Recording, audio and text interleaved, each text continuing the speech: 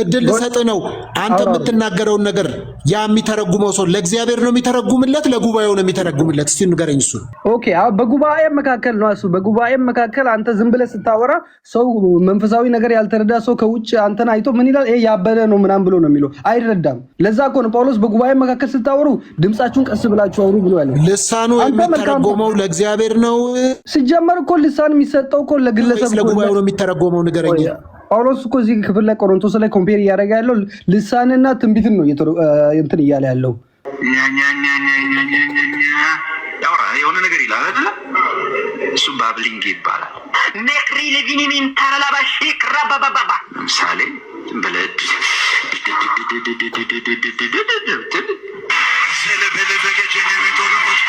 ልሳን አይደለም ባብሊንግ ይባላል እየተናገረ ያለው ስለ ልሳን ነው ማለትም ስለ ቋንቋ ስለዚህ ቋንቋ ግላይሶሊያ ነው የሚባለው ማብራሪያ ይሰጣል አዳምጣ ቋንቋ አይደለም ቋንቋኛ የምናወራው አይደለም ልሳን ግላይሶሊያ ነው በእንግሊዝኛ አይደለም ማን በግሪክ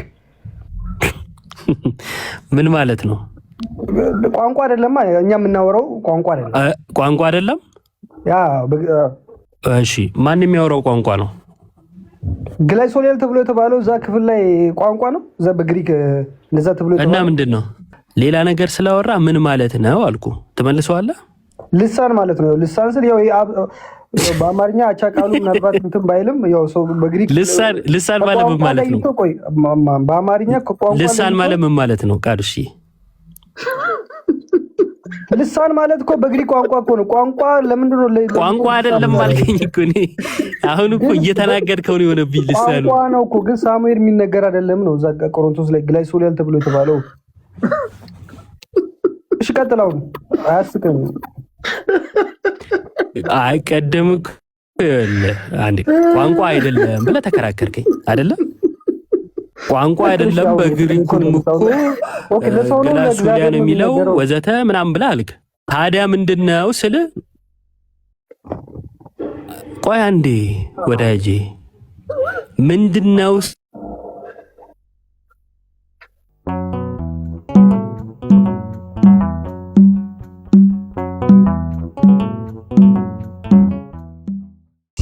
እዚህ ድሮ ተናገርክ የነበረውን እሲ ልሳን ተሰነ በልልን እሲ ዮባ ይከተላል ከጥንት ጋር ኤፕራላቫንታሽ አሊዳንዳስ አዱ ኤፕሬሌቬንታል ሀዲንዳስ አዱር ሀዲቫንዳስ አዲ አሁን በዚህ አጋጣሚ ብዙዎቹ ይሄን እየተንቀጠቀጡ ይሆናል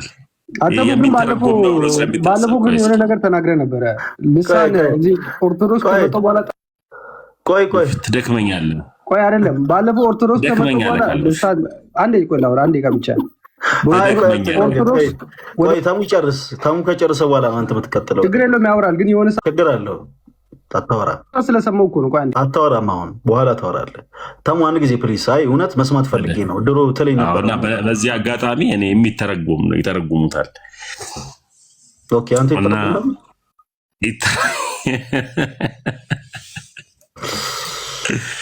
እና ያ ነው ሌላ ሐዳስ አሊቬንታስ አፕሮላቬንቴር ሌቤሬ ቦራ ላባጀል ሌቬንታ አፕሮሎቭ አፕሬሌቬንታስ ሌቤሬ ቦራ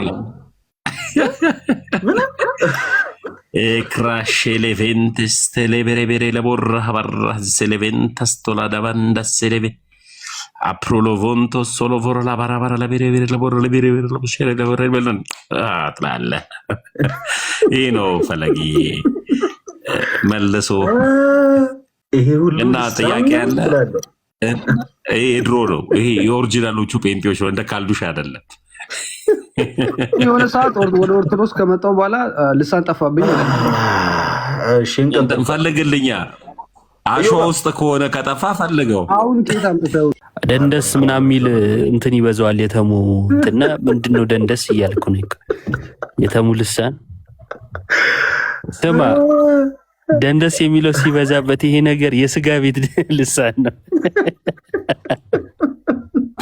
ቆይ በትምህርቱ እናወራም ቆይ ለምንድን ነው አዶሽ እንዴት አዳሰላም እንችላለን አይደል ሳራተው ነፃነታችን ስጠን እናንተ የምትጠቀሙት በቅዳሴ ላይ የምትጠቀሙ ቀደም የነገርኩህ ደግሜ ልንገርህ ሌላ ቦታ ቆይ አድምጠኝ ሌላ ቦታ ተማሪዎች የማይጠበቅ ነገር ፕሮቴስታንት የሆኑ ያንተ ወንድሞች ይኸውልህ ሌላን ኦርቶዶክሳዊ ሰው ሂዱታ ምናምን እያሉ አካኪ ዘራፍ እያሉ ነው ሰው የሚያስወጡት። ዲስ ማች እኮ ትሪት እያደረግን ነው። ቅዱስ ለምን አትረጋጋም? ሰላም እንባባል እኮ ነው ያልነው እኮ። አይ ሰላም አትባባሉ፣ እኔም ብቻ ሁሉ እንዴት ትለናለህ? እዮብን አግኝቼው አላውቅም፣ ሰላም ማለት እፈልጋለሁ። ተሙን አግኝቼው አላውቅም፣ ተሙን ሰላም ማለት እፈልጋለሁ። እኛ ያልነው ሰላም እንባባል እኮ ነው። አንተ አትወራም አላልንም? ሌላ ቦታ በእኛ በክርስቲያኖችና ክርስቶስን ባላመኑ ሰዎች መሀል ያለው ልዩነት ይሄን ያክል ነው። ዲስማች ላይቫችን ላይ ገብተህ ይህን ያክል ራሱ እየተንጫጫ እኛ በቃ ማይከል ብቻ ነው ሚዩት አድርገህ እያልን ያለ ነው። ክብርህን ነክተን ራሱ ልናስወጣ አልሞከርንም። ሌሎች ሰዎች ግን ሌላ የፕሮቴስታንት ላይፍ ግን አይታችኋል አይደል? ጋርዲን እንዴት አድርገው እንዳስወረዱት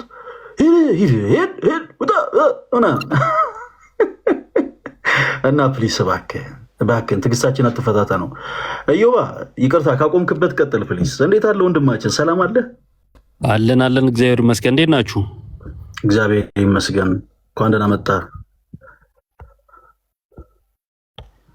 እንዴት ነው ልሳለ አንድ ቆይ እንደ ሀሳብ ማውረው ነገር ቢኖር የሰውን ሃይማኖት በማሾፍ የእናንተ ትክክል አይሆንም። ስለዚህ በትምህርቱ ነው እኛ በማንም ሃይማኖት አላሾፍንም።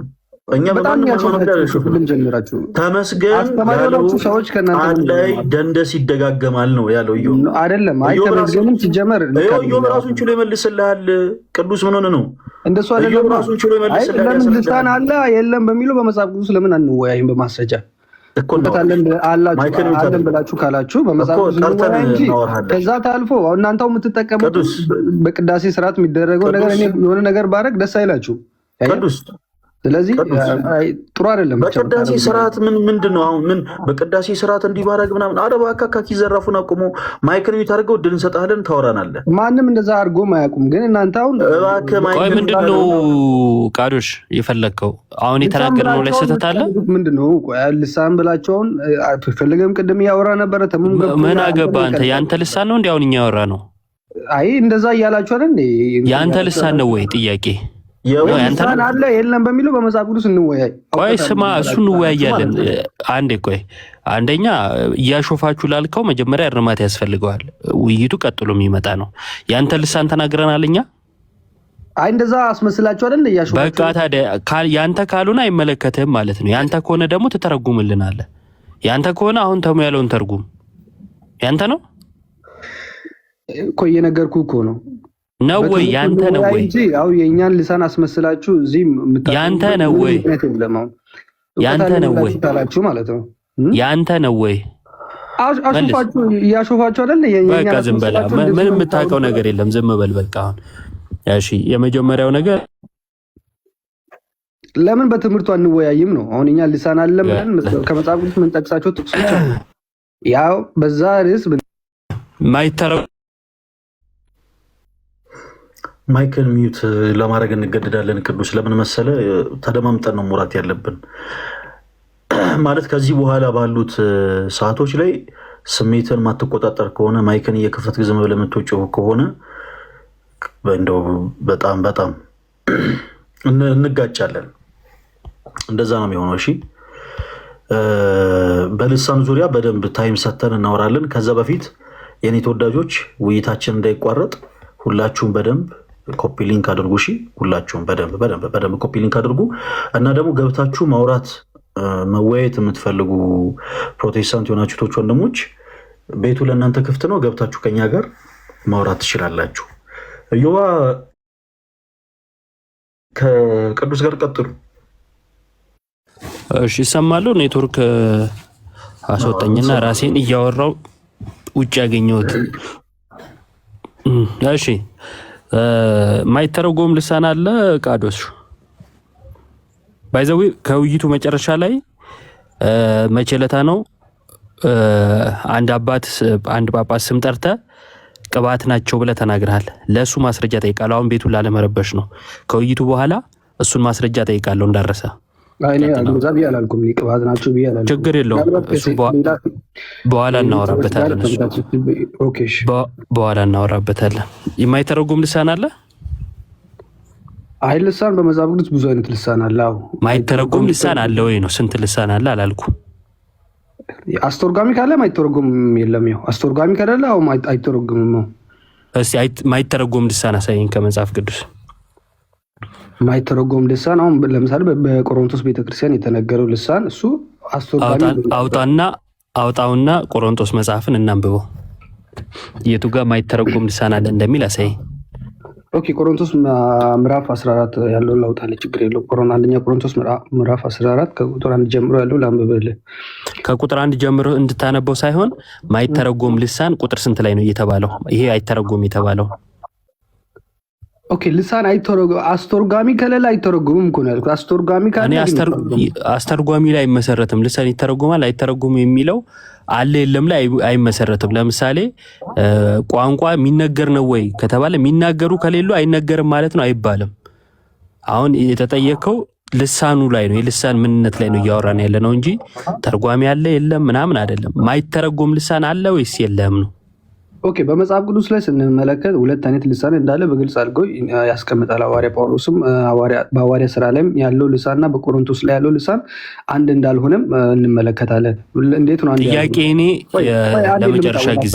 ለመጨረሻ ጊዜ አንዴ አዳምጥ። አሁን ከቅድም ጀምሮ በመጽሐፍ ቅዱስ ስትልክ መጽሐፍ ቅዱስ እንደሚያውቅና በመጽሐፍ ቅዱስ የተጠየቀውን ጥያቄ እያነሳ በስርዓት የምትወያይ ነው የሚመስለው። ግን አሁን የምትጠየቀውን ጥያቄ በቀጥታ ከመመለስ ይልቅ ሌላ ያልተጠየቀውን ነው የምታወራው። ስንት አይነት ልሳን አለ አልጠየቅኩም። እኔ የጠየቅኩ የማይተረጎም ልሳን በመጽሐፍ ቅዱስ ላይ አለ ወይ ነው። አዎ አለ ካልክ ማስረጃ፣ የለም ካልክ ማስረጃ። ግልጽ ነው። አስተርጓሚ ከሌለ ቆይ እንዴት ይተረጎማል? እኔ አስተርጓሚ አለ የለም ላይ የተመሰረተ ነገር አልጠየቅኩም። ልሳኑ ግን ተተርጓሚ ነው ወይስ አይደለም ነው። አስተርጓሚ ካለ ይተረጎማል። አስተርጓሚ ከሌለ ግን አስተርጓሚው እንዴት ነው የሚተረጉሙ? ጸጋ የሚያስተርጉም ጸጋ ካለው ከተሰጠው ቃዶሽ ያመጣው አይደለም። የአማርኛም ችግር ከሆነ ብዬ ነው እየተረዳው ለመረዳት እየሞከርኩ ያለሁት። አስተርጓሚ መኖር አለመኖሩ ትርጉሙን አይቀይረውም። ልሳን ምንነትን አይቀይረውም። ለምሳሌ ማለት ነው ልሳን ይነገራል ብለህ የምታምን ከሆነና እንደው ይሄ መናገር ችግር ያለባቸው ሰዎች ቢሰበሰቡ እነሱ አለመናገራቸው ልሳን የሚባል የለም ያስብላል። እነዛ ሰዎች አንደበት ያው መናገር የማይችሉ አሉ አይደለ? በተለምዶ ምንጠራቸው እነሱ ቢኖሩ እና እነሱ ልሳን እንግዲህ ያው ቋንቋ መናገር ስለማይችሉ በተፈጥሮ መናገር ስላልቻሉ ልሳን አይነገርም ይባላል? ቃዶሽ አይባልም። እንደሱ አይባልም። በቃ እንደዛ ካልተባለ የኔን ጥያቄ አስተርጓሚ አለ የለም የሚለው ላይ አይመስረት። የኔ ጥያቄ ልሳኑ በራሱ ተተርጓሚ ነው ወይስ የማይተረጎም ነው? ኦኬ ሲጀመር የማይተረጎም ልሳን የለም። የማይተረጎም ልሳን የለም። ቴንኪው። አንዴ ቆይ ግን እንዴት ነው የምትተረጎሙ በሚል ነው አሁን አንተም አትስማማው ማለት ነው። በመጽሐፍ ቅዱስ ስንመለከት ሊትራል የሆነ ልሳን የተሰጣቸውም አሉ። የሰው ቋንቋ የሆነ ሊትራል የሰው ቋንቋ የሆነ ልሳን የተሰጣቸውም አሉ።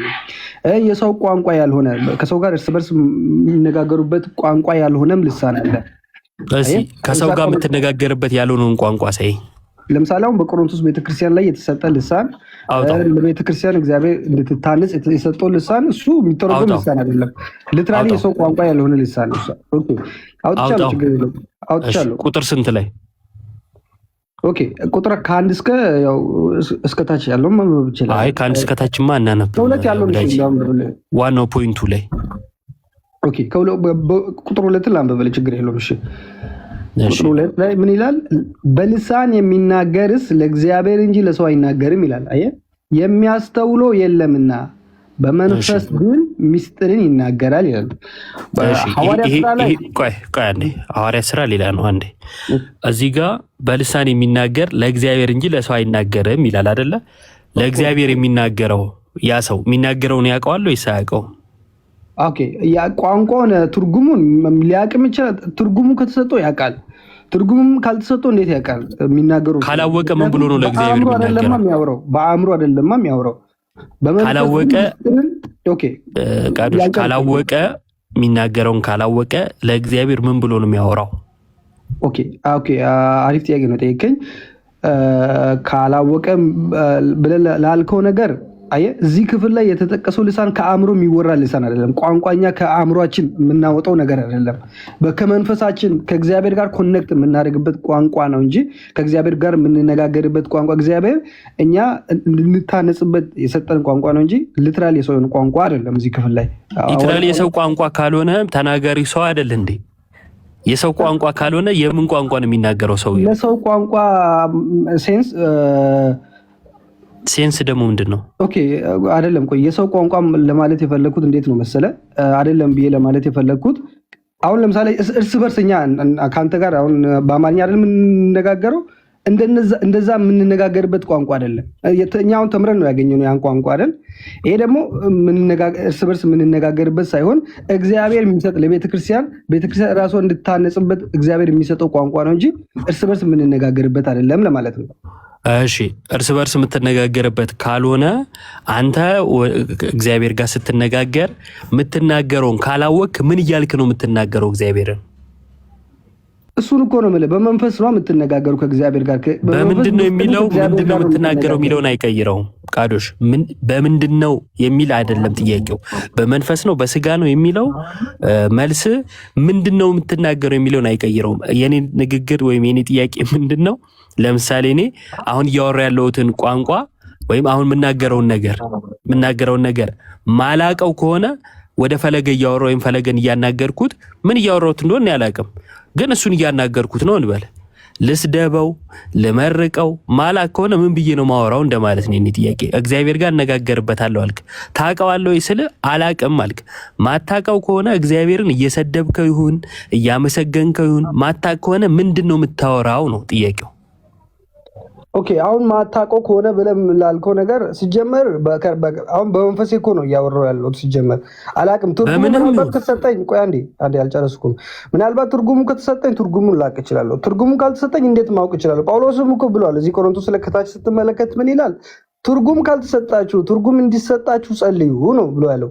እሱ እኮ ለማህበር እኮ ነው ወዳጅ፣ ለማህበር ብቻ አይደለም። ማታውቀው ከሆነ ቆይ አንዴ ምንድነው እሺ ጽና የምትባል ሰው ካልተመቸ መውጣት ትችላለህ። እንዳንተ ስለ መናፍስት እየተወራ መዋል አይጠበቅበትም። ይሄ ለምን መቦለክ እኮ ነው እኮ ዮባኔ እኮ ምን አይነት ሰላም የሚነሳ ልጅ እንደሆነ ብታየው ለቀቶ እንትን ብየዋለሁ።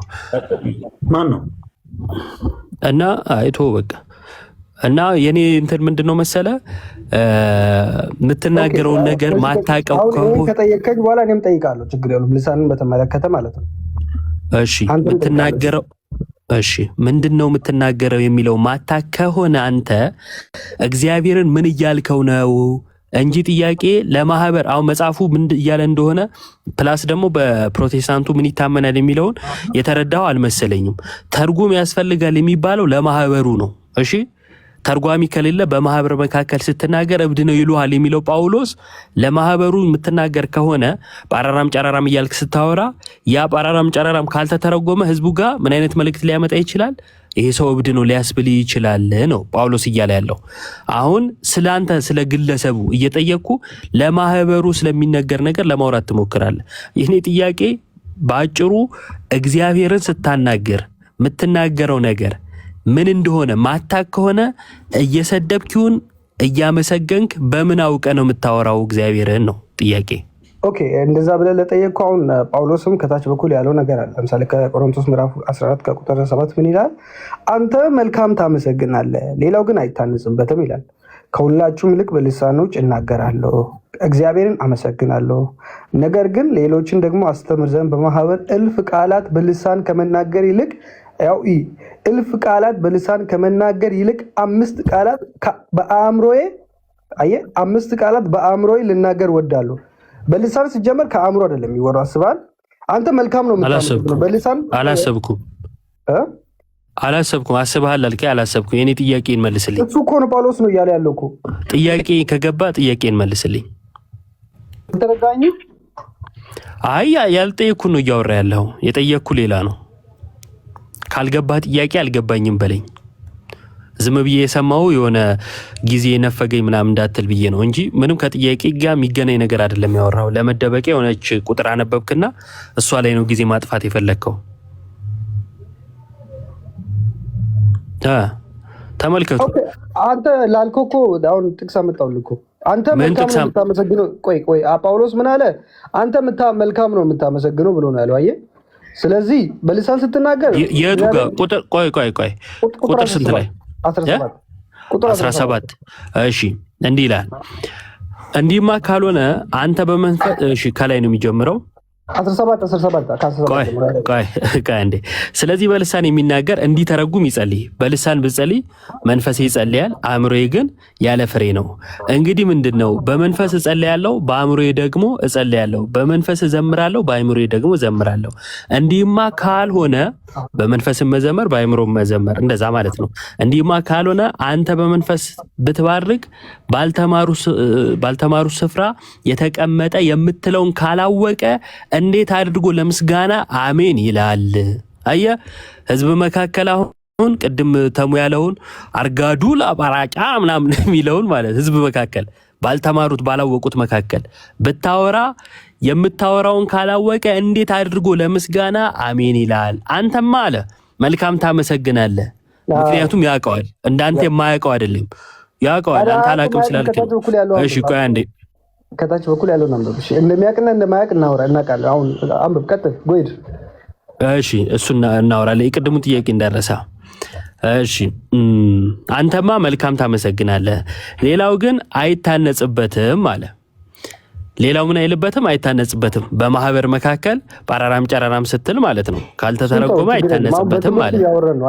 አታሹፋ። ምንድነው ያሾፍኩት? አንተ አስተማሪ አይደል እንዴ? ለምን እንደዚህ የምታደርገው?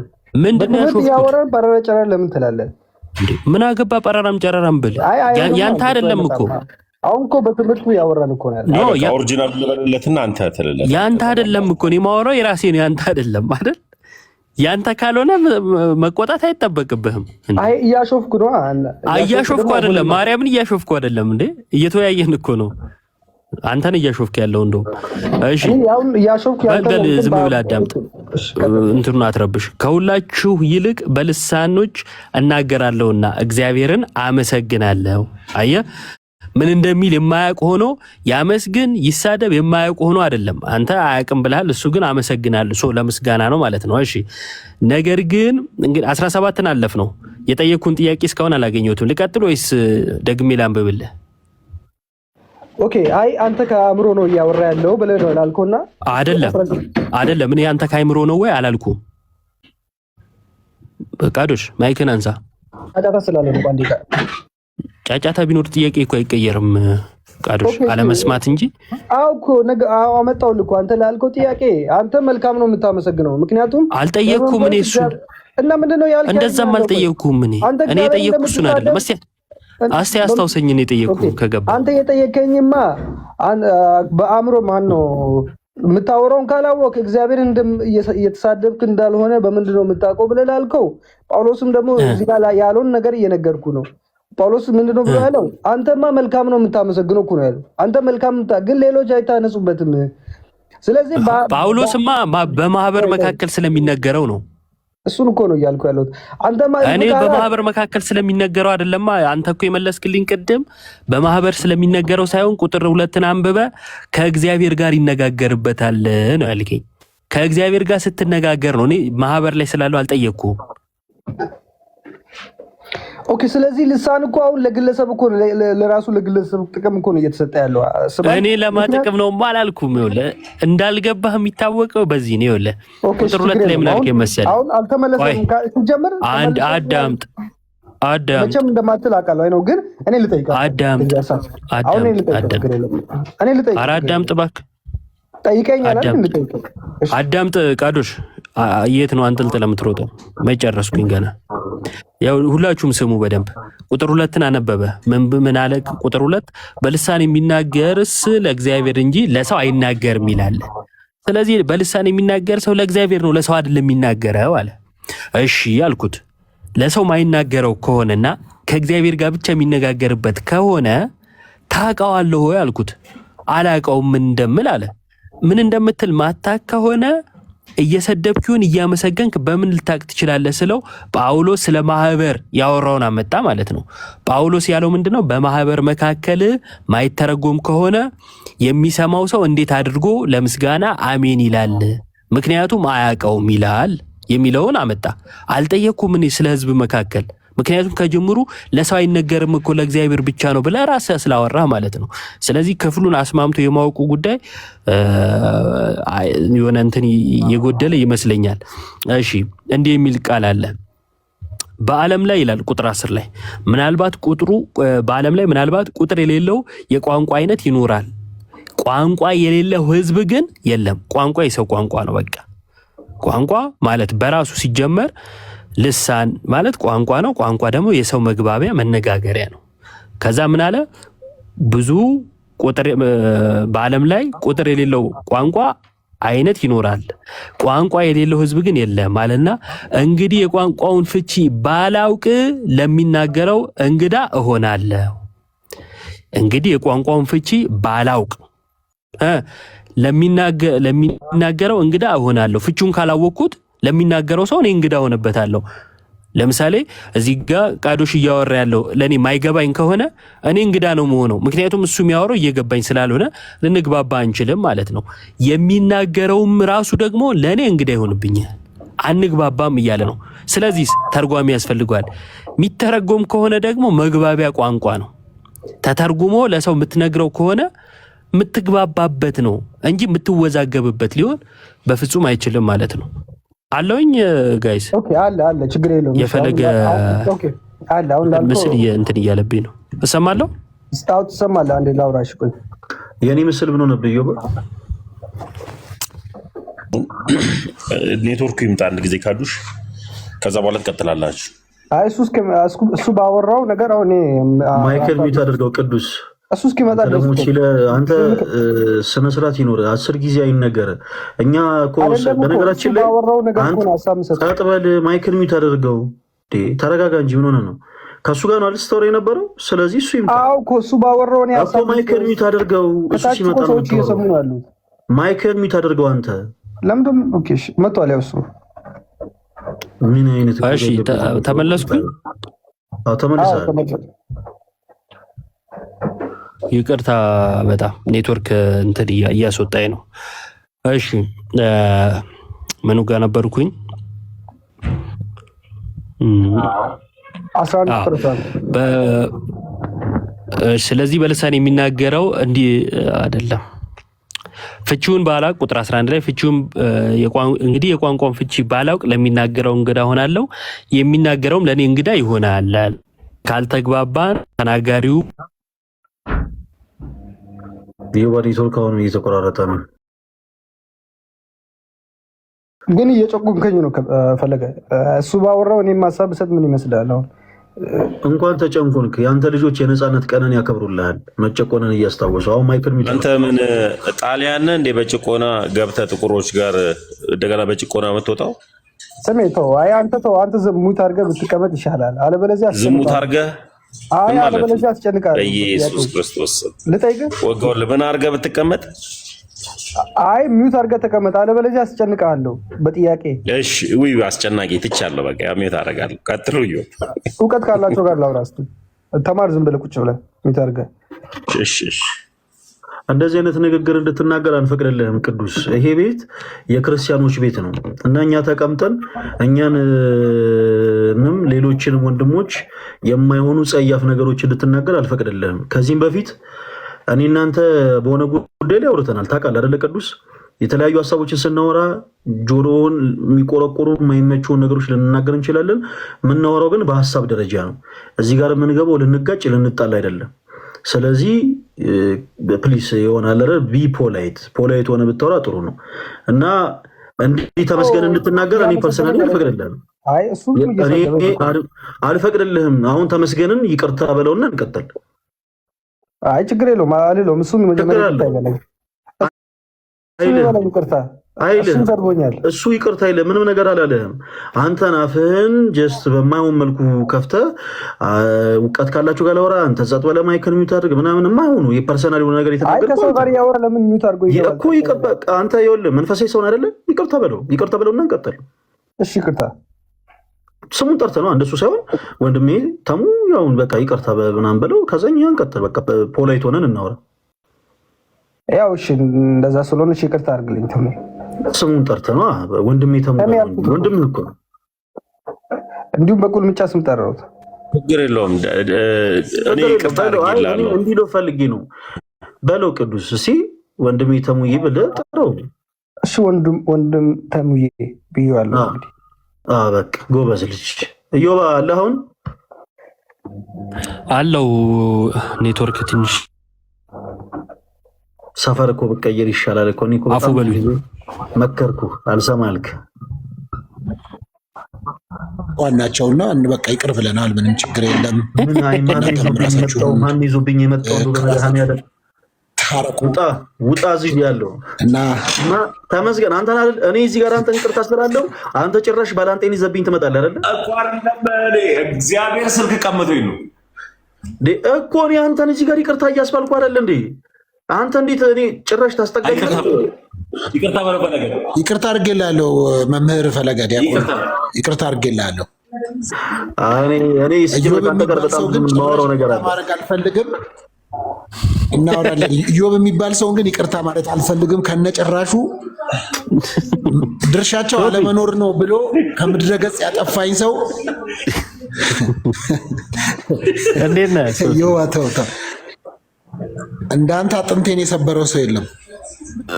እኛ ግን አለን ዛሬ ተሰብሬያለሁ። ኢዮብ ኤዲት ተደርጎ ስታየውን የከፋ አንተ ሳየው ምንድን ነው ኬዙ አልኩ።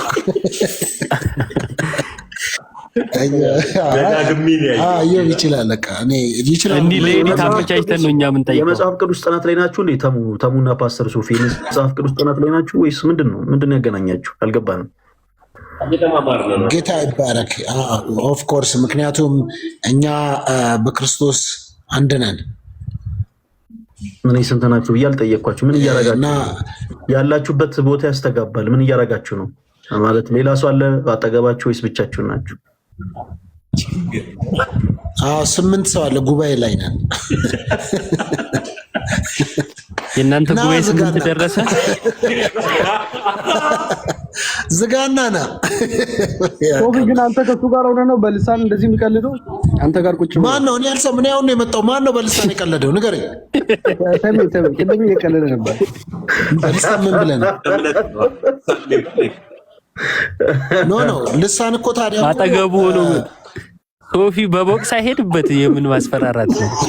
ሲጀመር እኔ አጠገቤ ሆኖ ምንስ ቢል ሀሳቡ መብቱ እኮ ሀሳቡ እኮ ከኔ ጋር ነው። ከኔ ጋር እኮ አብረን ነው የምንበላው። ሀሳቡ አይ ቃዶሽ አላወቀህም። ካሜራ ፊት አስቀምጠ ምን እንደምታስብላቸው። አይ አይደለም። ስለ ልሳን እኮ እኔ ልሳን ሁሉም ክርስቲያን መናገር አለበት ብዬ አላምንም እኮ። መጽሐፍ ቅዱስ ለተሰጠው ነው የሚለው። ሁለተኛ የሚተረጎም መሆን አለበት። ዝም ብሎ ማለት ምንድን ነው? ተመስገን ከዚህ ውጭ ብላል። አይ የሚናገረውን አያውቀውም እያለ ነው ቃዶሽ እኮ። ተናጋሪው ምን እያለ እንደሆነ አያውቀውም እያለ ነው። ምንድን ነው የማያውቅ? የሚተረጎም ነው እኮ። ኢቭን እኮ የሐዋርያት ሥራ ምዕራፍ 2 ላይ እኮ በአዲስ ቋንቋ ተናገሩ። የሚናገሩት ግን የእኛን ሀገር ቋንቋ ይናገራሉ ነው። አንተ የምትናገረውን የሆነ ሀገር ሰዎች ይተረጉሙታል። ኢቭን እሱ ሌላ ልሳን ነው እያለን እኮ ነው ሶፊ። አይ ሶፊ እዛ ጋር እኮ ያወሩት ለሰዎች ነው። እዛ ጋር ለሰው ነው የተነገረው። ኧረ ለሰዎች አይደለም። መንፈስ ቅዱስ ሲወርድባቸው ነው የተናገሩት። ለማን ነው የተናገሩት? ኧረ ለሰው ለማን የተናገሩት? ጸለዩ እኮ ሜሴጁ ደረሰ እንደ ጸለዩ እንጂ እኮ አወሩ። በልሳን እንዴት ነው የሚነጋገሩት? አይደለም ኦኬ፣ በልሳን አይደለም ወንጌልን የሰበኩት እዛ ክፍል ላይ ወንጌል አልሰበኩም እንደ መንፈስ ቅዱስ ወረደባቸው። ሁሉም ሰው እንደ አዲስ ሰው ሆኖ አዳዲስ ቋንቋን ይናገሩ ነበረ። ከዛ ሲናገሩ ደግሞ አንዱ የአንዱን ቋንቋ ይናገር ነበር። ለምሳሌ አንተ በልሳን ስትናገር የሆነ ቻይናዊ ጉባኤ ውስጥ ቢገባ ድንገት ቻይንኛ ልታወራ ትችላለህ። ግን እዛ ክፍል ላይ የተነገረው ለማን? ለሰው አይደል? እዛ ክፍል ላይ የተነገረው ለሰው። አዎ አዲስ አበባ ነህ። ለምን አንሰራም ፖድካስት ላይ? አዎ እዚህ ከማባክነው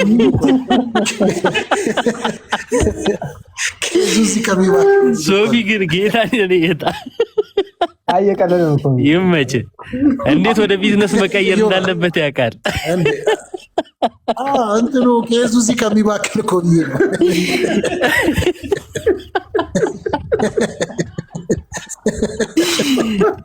ፈለገ ነው እዚህ የተበላው ቁጭ ብሎ ላያ ዩቲዩብ ላይ ማቀረብ ይሻል ነበር ነው የሚየው። ወይኔ እና እሱን እኮ ነው የምልህ ቶሎ ብሎ አዲስ አበባ ነህ እንዲህ ያላለው ሰንሚ ሎኬሽን ልትል ነው ሶፊ። ይመች እና ሶፊ አዲስ አበባ አይደለሁም እያለ ነው። ቀጥሉታ። አንተ ሴት ነህ ዮባ፣ እዚህ ነህ። እኔም እዚህ አይደለሁም እንዳጋጣሚ።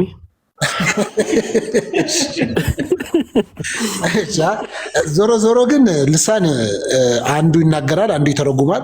ለምሳሌ በጉባኤ መካከል የሚተረጉም ከሆነ እንጂ እንደውም ከልሳን ይልቅ እኮ ትንቢትን በብዙ እሹ ነው የሚለው መጽሐፍ ቅዱስ አይደል እንዴ? ልሳንን የሚናገር ከአምላኩ ጋር ሚስጥርን ያወራል ነው እንጂ ይቀባጥራል የሚል የለም። ስለዚህ እኔ በዛ የሚናገረው ልሳን መጽሐፍ ቅዱስ ነው ሶፊ። አንድ ፕሮፌት የሚባል አንድ ማቀው ሰው አለ እና ሶሻል ሚዲያ ላይ አንዳንድ ንግግሮቹን አይቻለሁኝ እና እሱ የሚናገራቸው ልሳኖች መጽሐፍ ቅዱስ ናቸው። ማን ነው? ሜጀር ዋን ነው፣ ሜጀር ዋን፣ ሜጀር ቱ፣ ሜጀር ስሪ ያለው መሰለኝ ክፍል ብቻ። ሜጀር ዋን ፕሮፌት ጭሮ ነው መሰለኝ የሚባለው። ወይ የእሱማ ከዚህ በፊት የተናገረው አይደለ? ወደፊት የሚናገረውም ልክ ነው።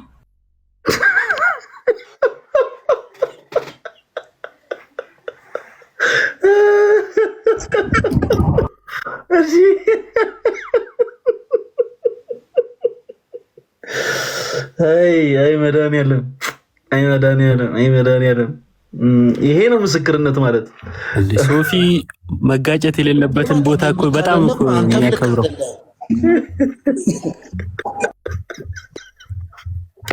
ወደፊትም ልክ ነው አለ ቃዶሽ። አሁን አንተ ከፓስተር ጋር ልትከራከር ነው ቁጭ ያልከው? እንዴት ነው? ደምተሜም ልካተሉ አሁን ጥያቄዎች አሉን። አይ ፓስተር እኮ ይለያል አንተ የምታወራው እያለ ነው። እሱ የእሱ አረዳድ ነው። ምናልባት ምን አልከኝ? እሱ የእሱ አረዳድ ነው። እኔ በመጽሐፍ ቅዱስ ማለት ነው የምመሰክረው። አንድ ምዕመን ፓስተሩ ያለውን ትቶ እሱ የራሱ ነው ይላል እንዴ? እንዴት ነው ነገሩ? አይ እሱም እኮ ያምናል፣ እኔ እንደማምነው ያምናል። ምናልባት አይ ይኸው ይለያል አለ እኮ። ምን? አይ አላለም፣ እንደዛ አላለም። አንተ በትክክል አልሰማውም። አይ ኧረ የሐዋርያት ሥራና ቆሮንቶስ 14 ላይ ያለው የሰው ልሳን ነው አንድ ነው አለ። በልሳን አምናለሁ አይደለም እዮባ። እኔ በልሳን አምናለሁ። ልሳን ሁሉም ሰው መናገር አለበት ግን ብዬ አላምንም። እሺ ለአንዳንዶች የመናገር የሐዋርያት ሥራ 2 ላይ ያለውና ቆሮንቶስ 14 ላይ ያለው ይለያያል፣ አንድ ነው። ሁሉም ሰው መደዳውን ይናገር። ሶፊ አይ አንድማ አንድ ነው ማለት ምን ማለት ነው? ማለት ሁለቱም የሰው ልሳን ነው ወይ የሰው ቋንቋ ነው ወይ? አንተና ፈለጋ አንድ ናችሁ? አዎ በሰውነት አንድ ነን አይደል? በአሰራር እየተከራከረን እኮ ነው እየሰማሁ። ተሙን ምን አይደላችሁ ነው እያልካለሁ። እኔ ሶፊ እየወሰደም እንደሚያደርገው የለም ያላቀም ሌላ ሰው ነው የሚሆነው እዛ እንዴ ሲከራከር ሰማሁ። አይ ማንን ሲያጋልጠው አንተ እንትን ይዋ ሰምተዋል አይደል? አዎ በሰውነት አንድራል አይደላችሁ እንዴ ደበረ አንድ መሆናችን።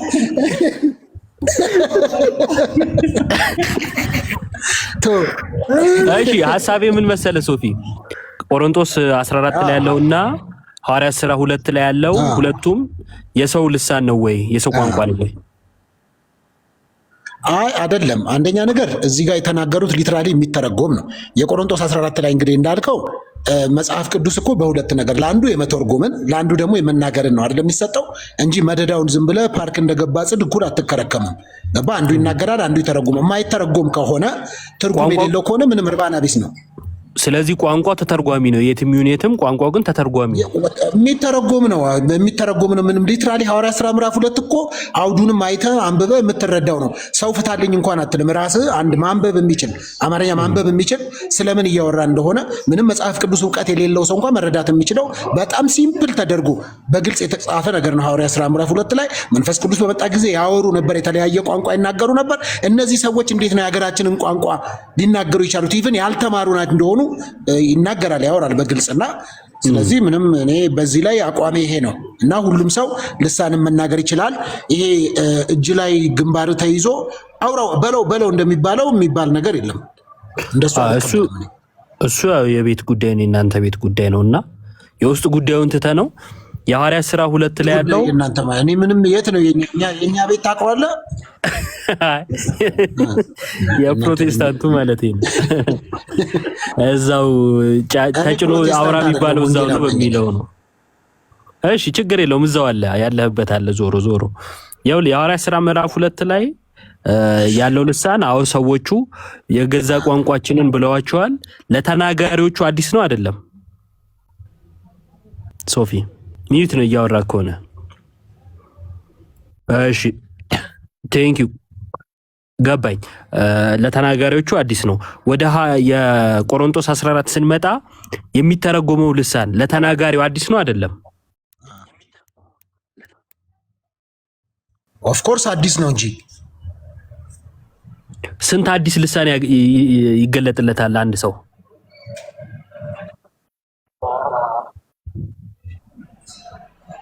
እንደተቀበለው ነው ማለት። የተለያዩ ልሳኖች ናቸው የሚመጡለት ወይስ በቃ የሰው ቋንቋ ነው እና ለሱ አዲስ ቋንቋ ነው፣ ለሰሚው ደግሞ ይተረጎምለታል። ለተናጋሪው ግን ያ ልሳን የሰው ቋንቋ ነው ማለት ነው አይደል? ቴንክ ዩ። እንደዛ ከሆነ የሚተረጎም ከሆነ አሁን ማለት ነው። ካልተተረጎመ እሺ አይተረጎምምማ አላልክም እኮ አንተማ። ቃዶሽ ግን ማይተረጎም አለ እያልን ነው እንዴ? የማይተረጎም ከሆነ ምንድነው? አላልኩም። ለምን ትዋሻለህ? ይባል ቅድም ምንድነው ያልከው? የሚተረጎምም አይተረጎምም አለ። አይ አይደለም፣ የሚተረጎም ካለ ይተረጎማል። የሚተረጎም ሰው ከሌለ ምንም ጸጋው ካልተሰጠ አይተረጎምም ነው ያልኩት። ማይተረጎም ከሆነ እኮ አይነገርም እያለ ነው ጳውሎስ ወዳጄ። ማይነገር ላይ እኮ አናወራ ማለት ነው። ጳውሎስ እኮ እዛ ክፍል ላይ እያለ ያለው ልሳን ያለው ሲጀመር የመተርጎም ጸጋ እንዲሰጠው ይጸልይ ብሎ እያለ ያለው አየህ። በሙሉ በዚህ ዓለም ነገር ቋንቋ አይደለም። ግልጽ እኮ ካዶሽ እዚህ ጋር ቁጥር 6 ላይ አሁን ግን ወንድሞች ሆይ ወደ እናንተ መጥቼ በልሳኖች ብናገር በመግለጥ ወይም በእውቀት ወይም በትንቢት ወይም በትምህርት ካልነገርኳችሁ ምን እጠቅማችኋለሁ ብሎ እኮ በደንብ ይናገራል እኮ። 17 ላይ ደግሞ አንብበዋል። 17 ላይ ምን ይላል? ሲጀመር በአእምሮ አይደለም ልሳን የሚነገረው፣ በመንፈስ ነው የሚነገረው። ስለዚህ ጳውሎስ በአእምሮ እልፍ ቃል በአእምሮ መልካም ታመሰግናለህ፣ ሌላው ግን አይታነጽበትም ይላል። አዎ አንተ መልካም ሌላው ግን አይታነጽበትም ብሎ ካለ በኋላ በልሳን 5 ቃላት ከመናገር ይልቅ በአእምሮ እልፍ ቃላት መናገርን እወዳለሁ ብሎ ነው ያለው። ስለዚህ ሰው ልሳን የመተርጎም ጸጋ ካልተሰጠው የሚያወራውን አያውቅም ማለት ነው። ልክ ነኝ አይደል?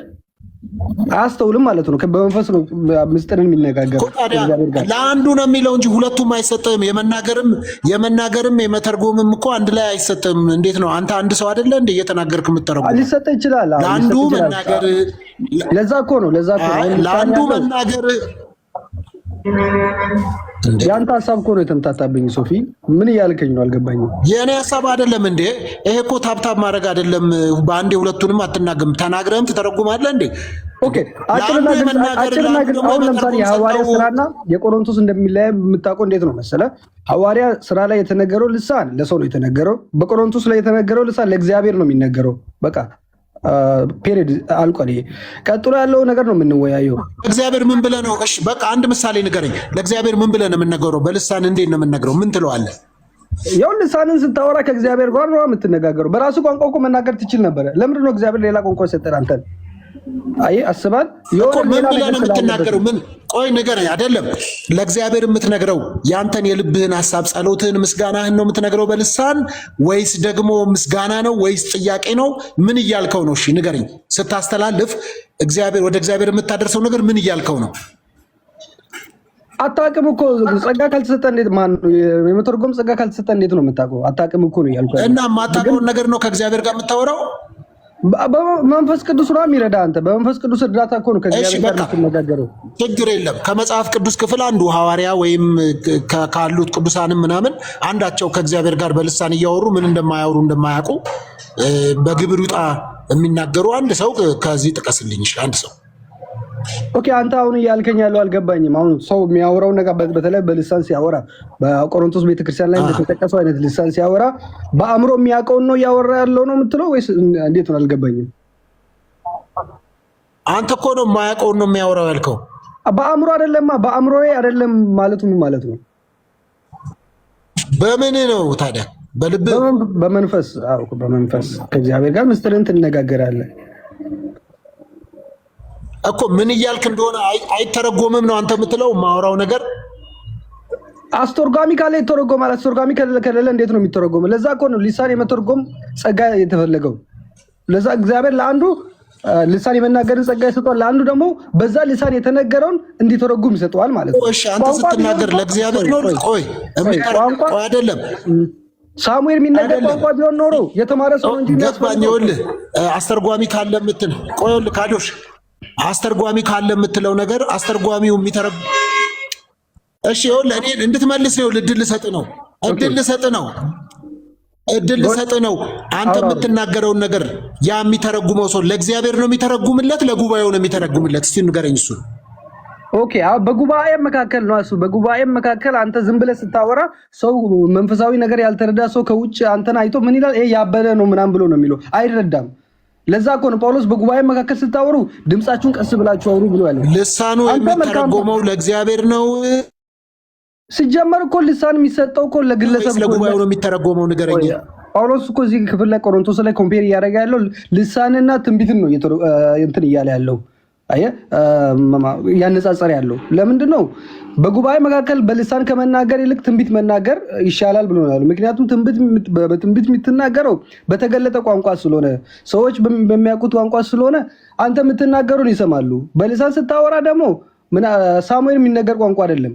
ምክንያቱም በመንፈስ ቅዱስ ነው ያ ቋንቋ የሚሰጠ። አንተ ከክርስቶስ ጋር ራስን እንድትታነጽበት ኮንታክት። ኦኬ አልጨረሱም። ስለዚህ ከእግዚአብሔር ጋር ሶፊ ሄዳ ፈለገ በቃ አዎ ቀጥሉ። ዮባ ያደክማል ይሄ ልጅ እኔ እንደሆነ አልችለውም። አዎ ለፓስተሩ ያልሆነ ድማ ለማን ይሆናል ብለህ ነው? እሺ እንደሱ አይደለም። አይ ለጨዋታ ነው። እሺ አንዴ ቪዲዮ ላሳይ በማርያም ይው አታሳይ። አሁንም ተውቶ አታሳይ። እኔ ላሹፍ አይደለም ያልኩት እዩ። ለማንኛውም ከቪዲዮ በፊት ግን ፈለገ ከቪዲዮ በፊት እኛ እናሳየው አይደለም። እኔ አሁን ጥያቄ ያለኝ ለዮባ ብዙ ቆይ አንዴ ካዶሽ አንዴ ትጠይቃለህ። ቆይ አንዴ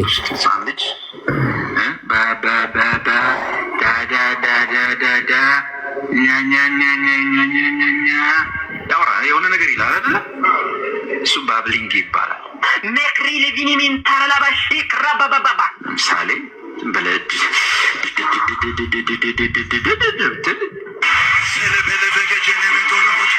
እሷን አይደለም ባብሊንግ ይባላል።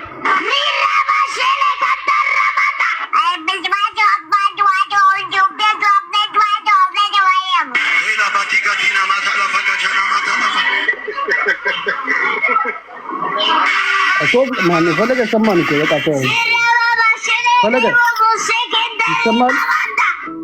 ምንድነው እሱ? ምንድነው የሙጥቁላ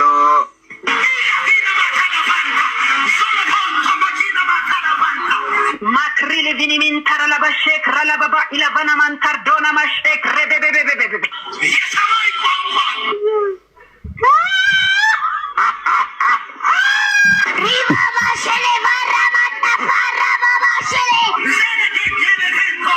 Je le predi a cradossati.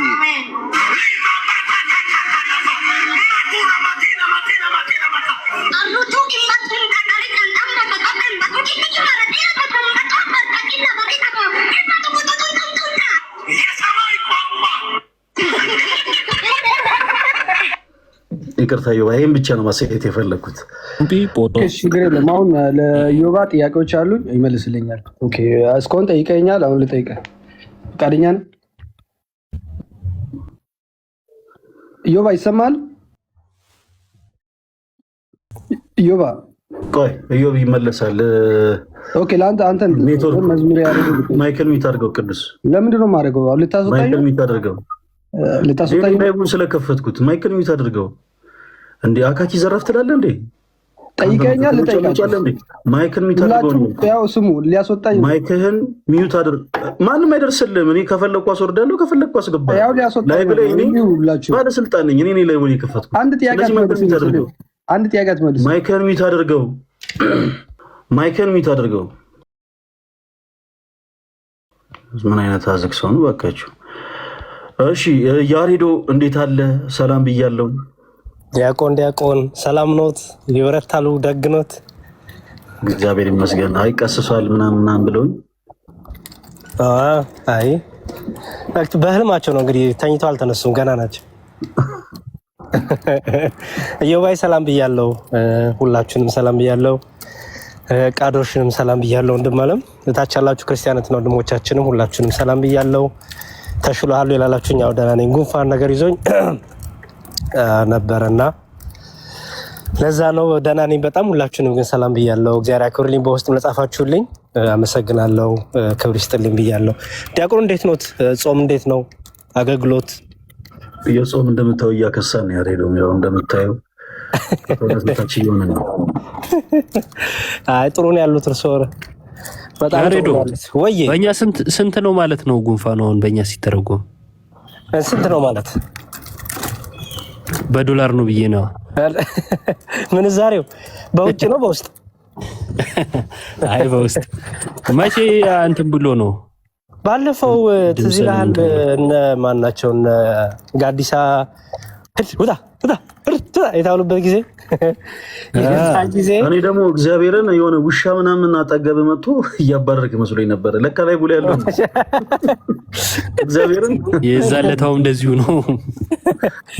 የዛለታው እንደዚህ ነው። እና የዛን ጊዜ በቃ እንዴት እንደሆነ አላውቅም፣ ብቻ ቤቴን ከፍቼ በኋላ ነው እነሱ ሀሳባቸው እንዲጨርሱ ከፍቼ በቃ መናገር አቃተኝና በዛ ነው ሰው የሚያወቀው ይመስለኛል። አሁን ግን ደህና ነኝ። ያው የሆነ ፍን ማለት ነገር አለው፣ ግን ደህና ነኝ። ከቃዶች ጋር የተወሰነ እንትን በል ይለቃል። ያገባ ሰው እኮ ጉንፋን አይዞም ይባላል ብዙ ጊዜ። ያሬዶ እንዴ ኧረ ይዟት እንዴ ሞቅ አድርጉት እንጂ ቤቱ ብዙ እንትን አለ እኮ ብዙ የትንፋሽ። ኧረ ይቅር እና ቤት ሰላም ነው አይደል? ሁሉ የሌለ መስበር ጣስም ስሜት አይሆንም።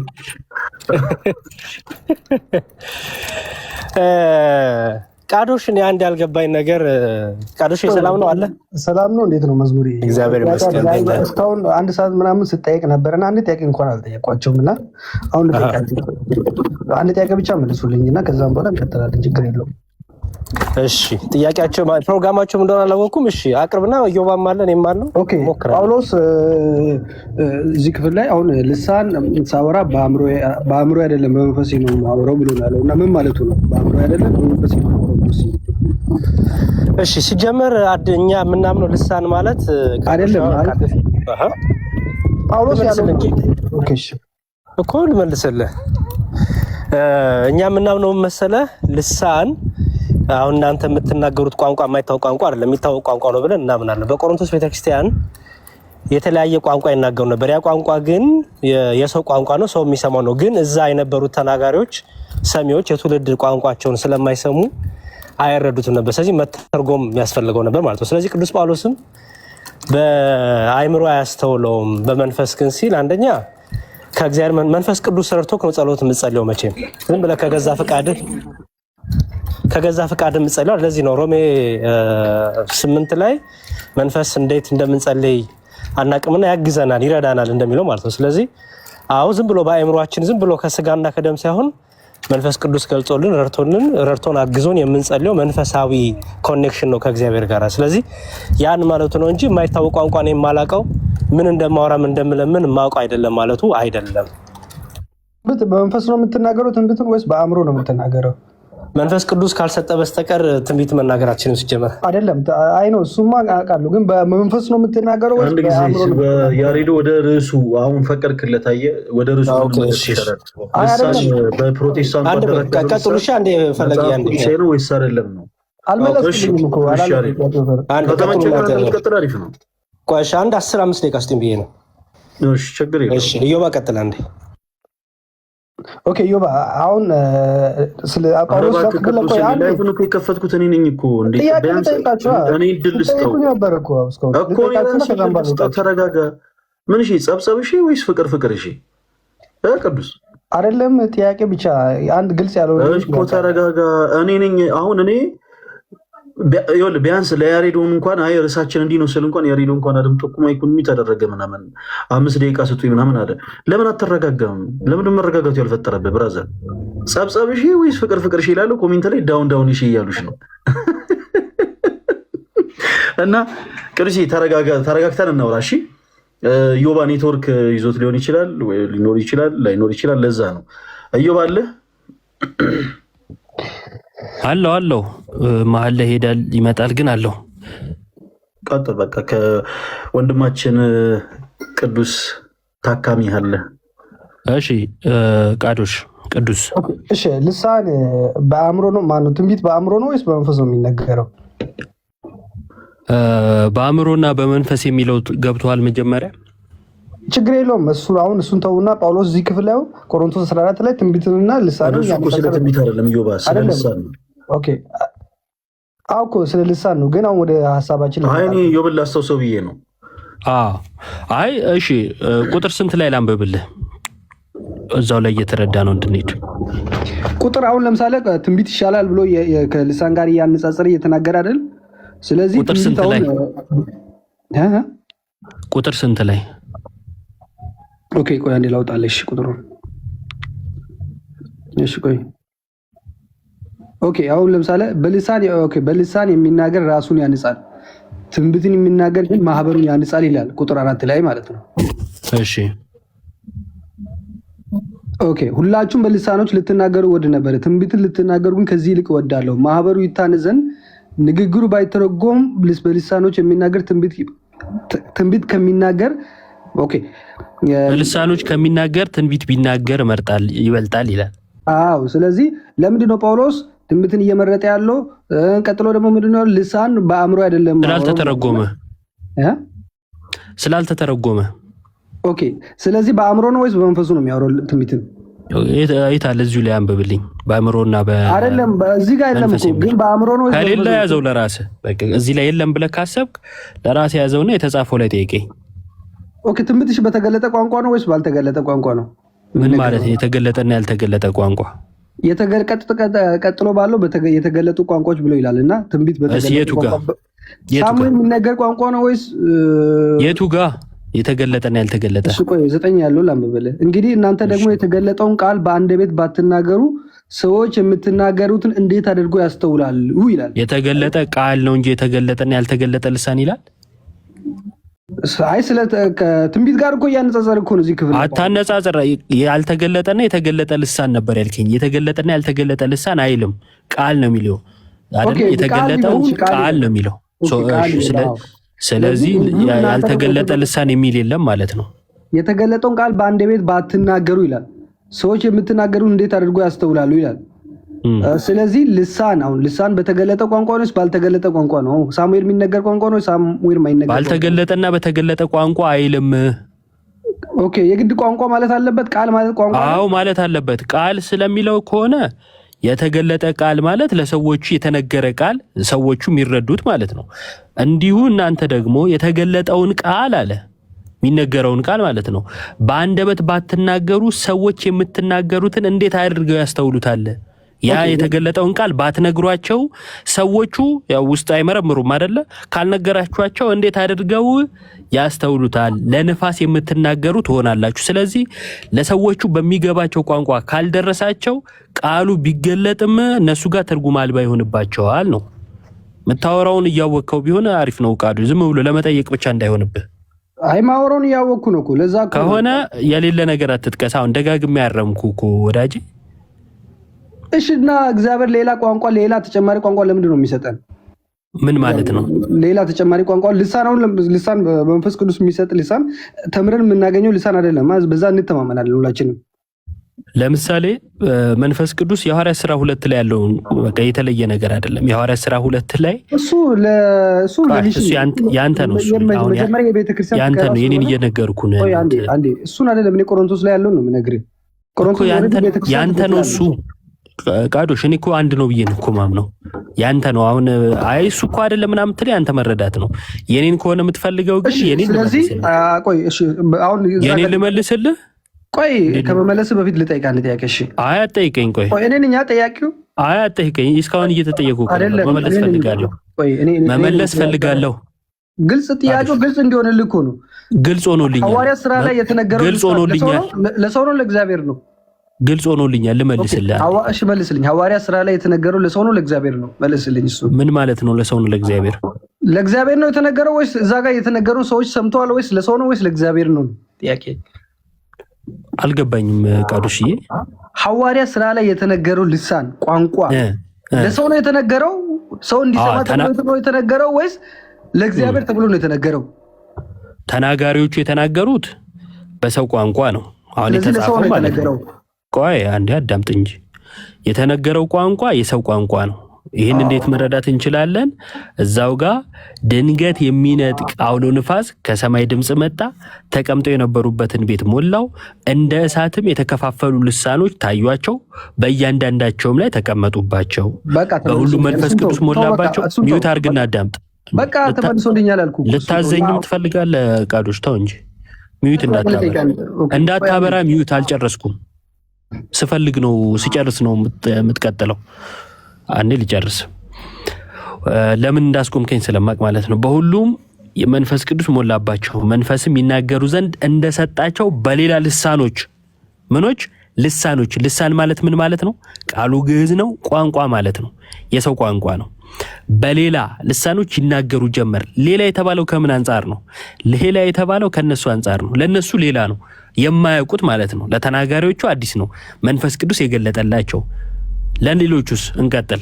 ከሰማይ በታች ካለ ሕዝብ ሁሉ በጸሎት የተጉ አይሁድ በኢየሩሳሌም ይኖሩ ነበር። ይህም ድምፅ በሆነ ጊዜ ሕዝቡ ሁሉ ተሰበሰቡ፣ እያንዳንዱም በገዛ ቋንቋው ሲናገሩ ይሰማ ስለነበረ የሚሉትን አጡ። ሕዝቡ ሁሉ ምን ይሰሙ ነበር? በገዛ ቋንቋቸው ሲነገር፣ እነዛ ሰዎች ሲናገሩ ይሰሙ ነበር። ተገርመውም ተደንቀውም እንዲህ አሉ። ምን አሉ? እነሆ እነዚህ የሚናገሩት ሁሉ የገሊላ ሰዎች አይደሉም እንዴ አሉ። በገሊላ ያሉ ሰዎች የእነዚህን ቋንቋ አይናገሩም ነበር። ለወትሮ አይታወቅም ማለት አይናገሩትም ነበር። የገሊላ ሰዎች ሆነው እንዴት በገዛ ቋንቋችን ይናገራሉ ብለው ተገረሙ። እኛም እያንዳንዳችን የተወለድንበትን የገዛ ቋንቋችንን እንዴት እንሰማለን አሉ። ከዛስ አገራቸውን ይዘረዝራል። የጳርጤና፣ የሜድ፣ የኢላሚጢዎች ሰዎች በሁሉም ወንዝ መካከል በይሁዳ በቆጶዲያ ያሉ እያለ ይቀጥላል። እስያ ያሉ አይሁድ ወደ ይሁድነት የገቡም አሉ እያለ ይቀጥልና እንደዚህ ይላል። የእግዚአብሔርን ታላቅ ስራ በልሳኖች ሲናገሩ እንሰማለን። ሁሉም ተገረሙና አመንትተው እርስ በርሳቸው እንጃ ይህ ምን ይሆናል አሉ። ምን ይሆናል እያሉ ተነጋገሩ ይላል። ስለዚህ እነዚህ ሰዎች ምንድነው የሰሙት? የገዛ ቋንቋቸውን። ለተናጋሪዎቹ ምንድነው አዲስ። ይሄ ቋንቋ መንፈስ ቅዱስ የገለጸላቸው ነው። የገለጸላቸውም ለምንድነው? ወንጌልን እንዲያሰፉ ማለት ነው። ጨረስኩ። ኦኬ በቃ አሪፍ መልስ ነው የመለስክልኝ። ቴንክ ዩ። እሺ በቃ ሌላ ጥያቄ ልጠይቅ እና በቆሮንቶስ ላይ የተነገረው ልሳን ለሰው ነው ወይስ ለእግዚአብሔር ነው? እዛ ክፍል ላይ እሺ፣ የቱ ቁጥር ስንት ላይ? ቁጥር 2 ላይ።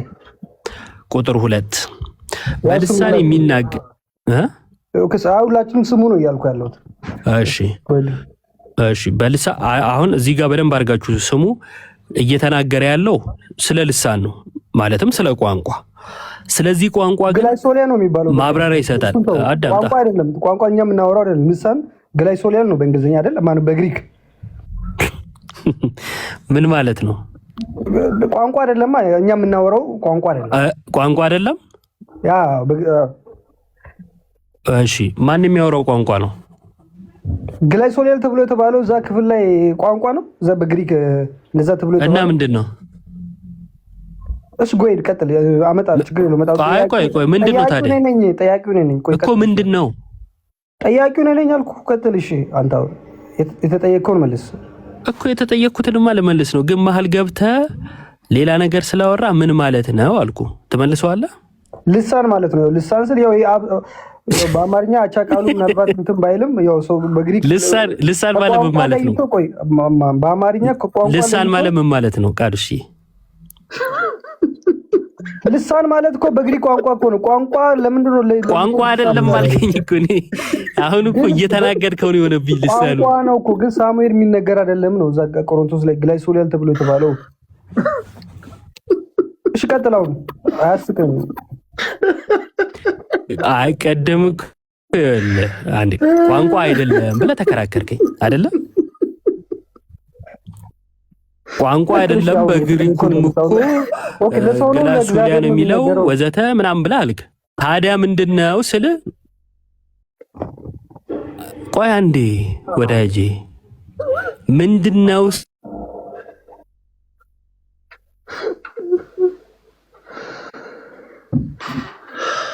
ተለየ ነገር ካለው ማስረጃው ታሳይኝ ሲ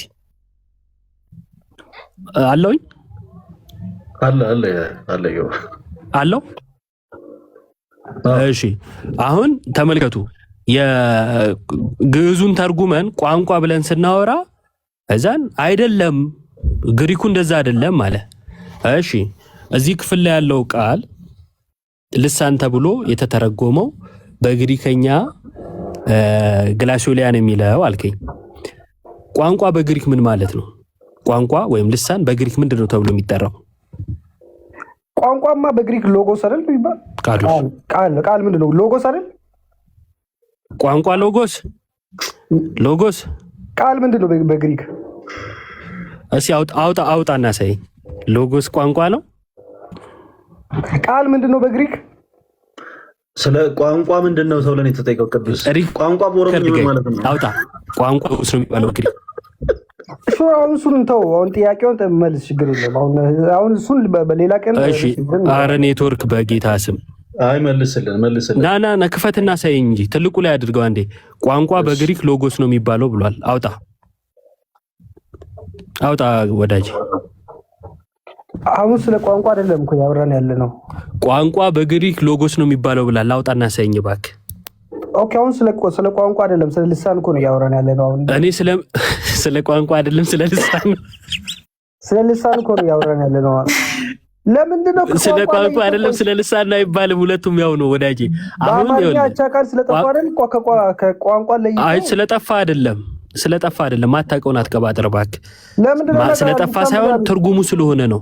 አሁን እንዲያርግልኝ ቃዶሽ ወንድሜ፣ ለምንድን ነው እና በግሪክ አንተ ቃዶሽ በግሪክ ቋንቋ ሎጎ እንደሚባል አውጣና አሳየኝ እባክህ። ለእሺ እየመለስኩልህ እኮ ነው። ለምንድን ነው የግዕዝን ቃል የተጠቀሙት ቋንቋ ለሚለው ነው እኔ ሐሳብ። ቋንቋ ማለት ይችሉ ነበር እኮ። ለምንድን ነው የግዕዝን ቃል የተጠቀሙበት ምክንያት ንገረኝ። ኔትወርክ እያስቸገረኝ ነው እባክህ ቃዶሽ። ኔትወርክም እያስቸገረኝ ስለሆነ ትንሽ እንትን አትበልብኝ። አውጣና ክፈትና አሳየኝ። ቋንቋ በግሪክ ሎጎስ ነው የሚባለው ብለሃል አይደለ? አንደኛ ግሪኩን የጠቀስከው ራስን ተቅለብልበ ጠቀስከው። ከጠቀስከው አይቀር በላንታ ቋንቋ በግሪክ ሎጎስ እንደሚባል ክፈትና አሳየኝ።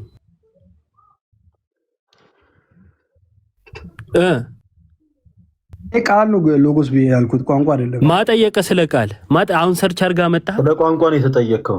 ስለ ቃል የተጠየቀው ስለ ቋንቋ ስትጠየቅ በግሪክ ሎጎስ ማለት ነው አልክ። ስለዚህ ጥያቄው ለምን ነው ማስረጃ አምጣ። እሱን ጭቃ አመጣለሁ። ይሄን ከመለስልኝ በኋላ ማስረጃ አምጣ። መጀመሪያ ማስረጃ አምጣ። አሁን አምጣ። ይሄን ይመልስልኝ አልኩ። አሁን አምጣ። አይመልስልህም። በመጀመሪያ አምጣ ማስረጃ። ለመሸሽ ፈልጋችሁ ከጥያቄው ልትሸሹ ፈልጋችሁ የማያውቁትን ነገር መፈትፈት። አዎ እየሸሸን ነው። ማስረጃ አምጣ። አይ ለመሸሽ ከፈለጋችሁ እሺ ችግር የለውም። ማስረጃ ቶሎ በል። ማስረጃ ከመለሰ በኋላ አመጣለሁ። ካሜራን ክፈተውና እየሸሻችሁ ነው። ተው በቃ ካሜራን ክፈትና ማስረጃ አምጣ። ማስረጃውን አመጣለሁ፣ ችግር የለውም። አሁን ይመልስ። እየሸሻችሁ ነው። መልስ አይደለም ይሄ፣ የጣሊያን ጦር አይደለም። እዚህ ጋር የምንሸሸው አሁን መልስ ላለመመለስ እየሸሻችሁ ነው እኮ። ካሜራን ክፈትና ማስረጃ አንሰጣል። ለምንድን ነው የማትመልሱት እኮ ነው? ካሜራን ክፈትና ላልከው ነገር ማስረጃ ይሄን ከመለሳችሁልኝ በኋላ ማስረጃውን አመጣለሁ። ማስረጃ አለ ወይስ የለህም? ቅዱስ ከመለሳችሁልኝ በኋላ አመጣለሁ። ማስረጃ አለ ወይንስ የለህም? መጀመሪያ መልሱልኝ። ማስረጃ አለ ወይስ የለህም? አሁን ራሱ በጣም የሚያሳዝነው ማለት ነው መሳሳቱን አያምንም። እስቲ ቆይ አንዴ ሚዩት አድርግ በእናትህ። ለክርክር ብላችሁ ማለት ነው የሆነ ከሰውነት ተራቱ ጦባካችሁ። አሁን እንኳን መሳሳቱን አያምንም። ቋንቋ ሎጎስ ነው የሚባለው አለ። አንጣ ሲባል አይ ቆይቶ አሁን ሰርች አድርጎ ምናምን ያመጣውን ቃል ማለቴ ነው አለ።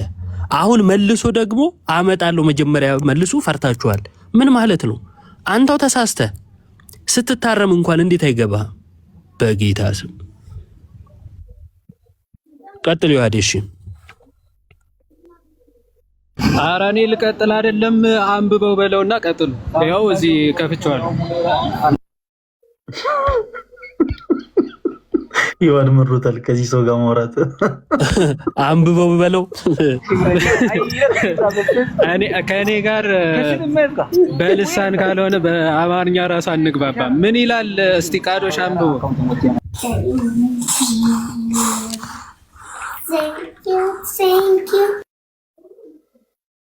ኦኬ እሺ በቃ ታንክ ዩ። እሺ ስላመጣ አሁን ይቀጥል። በቃ እሱ አንብበው። ምን ይላል? አንብበው። ያ ምን ይቀጥል ነው? በል አንብበው እንጂ። ቆይ አንዴ ላውጣሽ። ምን ለፊት እኮ አውጥቶልሃል።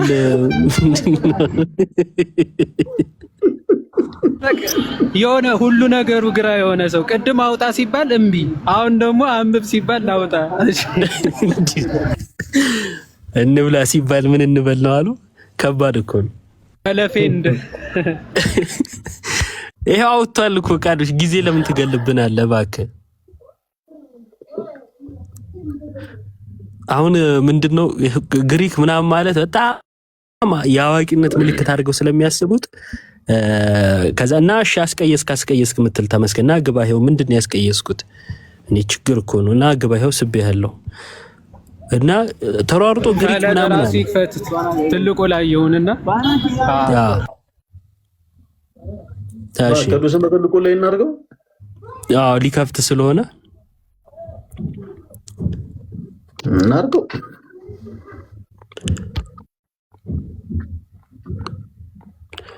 እሺ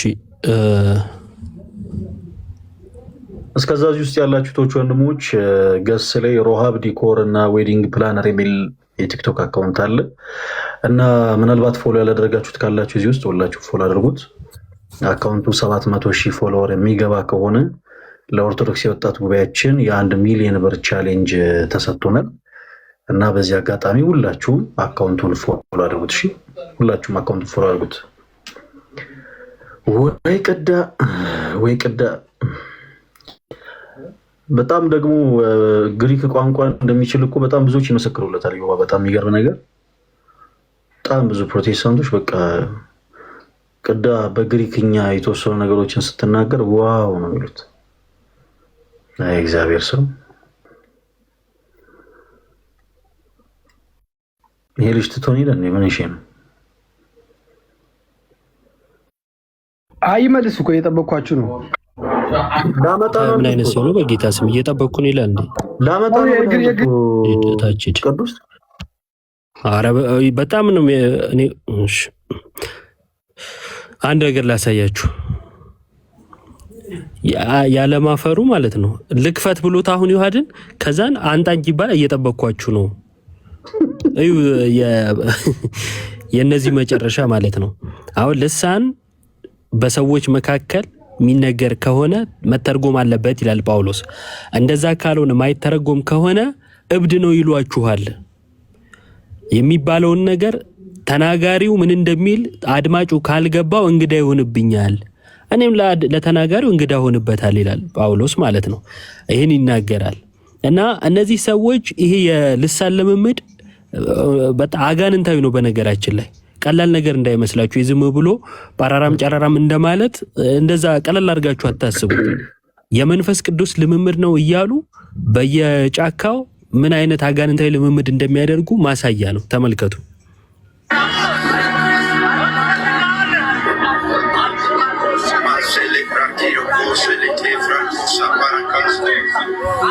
አሁን ያው እንቅስቃሴ እያደረገ አርጋሴ እያለ ነው እና ምን እያለ ነው?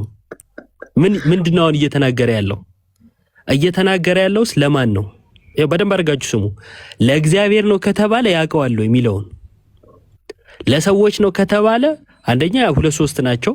አማርኛም ኦሮምኛም ወላይትኛ ምንም የትኛውም ቋንቋ ያግባባቸዋል። እዚህ ጋር ያሉት ከሌላ ዓለም የመጣ ሰው ስለሌለ ማለት ነው። ምንድነው እዚህ ጋር እየተደረገ ያለው?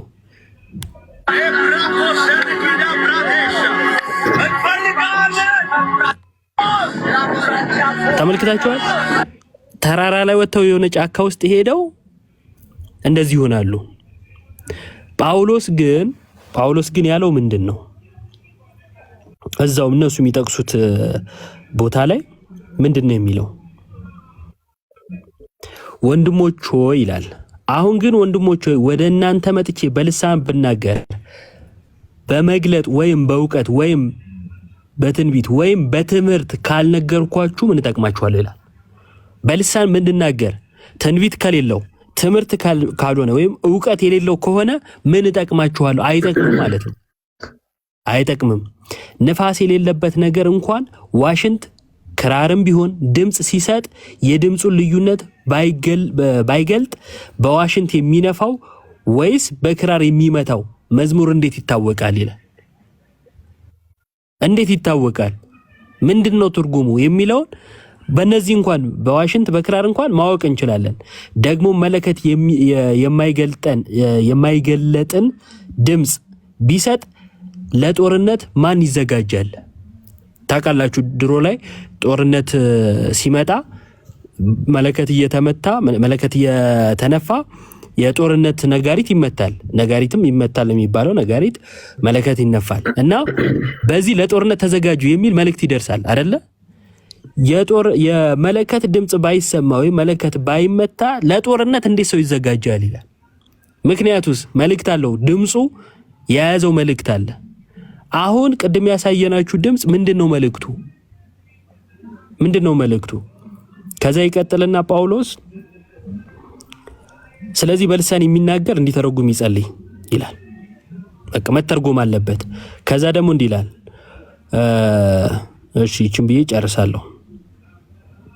ሌሎች ልሳኖች የሚናገሩ ሰዎች በሌላ አንደበት ለሌላ ሕዝብ እነግራቸዋለሁ፣ እንዲህም ቢሆን አይሰሙኝም ይላል ጌታ ተብሎ በሕግ ተጽፏል። ከዛን 2 ወይም 3 ሆነው ሲናገሩ አንዱ ይተርጉም ይላል። ቁጥር ስንት ላይ መሰላችሁ? እሺ በዓለም ምናልባት ቁጥር የሌለው የቋንቋ አይነት ይኖራል፣ ቋንቋ የሌለው ህዝብ የለም። እንግዲህ የቋንቋውን ፍቺ ባላውቅ ለሚናገረው እንግዳ እሆናለሁ፣ የሚናገረውም ለኔ እንግዳ ይሆናል ይላል። ቀደም ያልኳችሁ ማለት ነው ጳውሎስ። ቋንቋው የሚናገረው እኔ ካላወቅኩት እንግዳ እሆንበታለሁ፣ ካላወቀው ደግሞ እሱም ለተናጋሪው እንግዳ ይሆናልና እኔም እንግዳ እሆንበታለሁ። እንዲሁ ደግሞ እናንተ መንፈሳዊ ስጦታን በብርቱ የምትፈልጉ ከሆናችሁ በቤተ ክርስቲያን ለማነጽ እንዲበዛላችሁ ፈልጉ ይላል ማለት ነው። ከዛን በሁለት ወይም 3 ሆነው ልሳን ሲናገሩ አንዱ ይተርጉም ይላል። ካልተተረጎመ ምን ስለሆነ? ትርጉም አልባ እብድ የሚያስብል ስለሆነ ማለት ነው። ስለዚህ ይሄ እብድ የሚያስብል ነው ማለት ነው።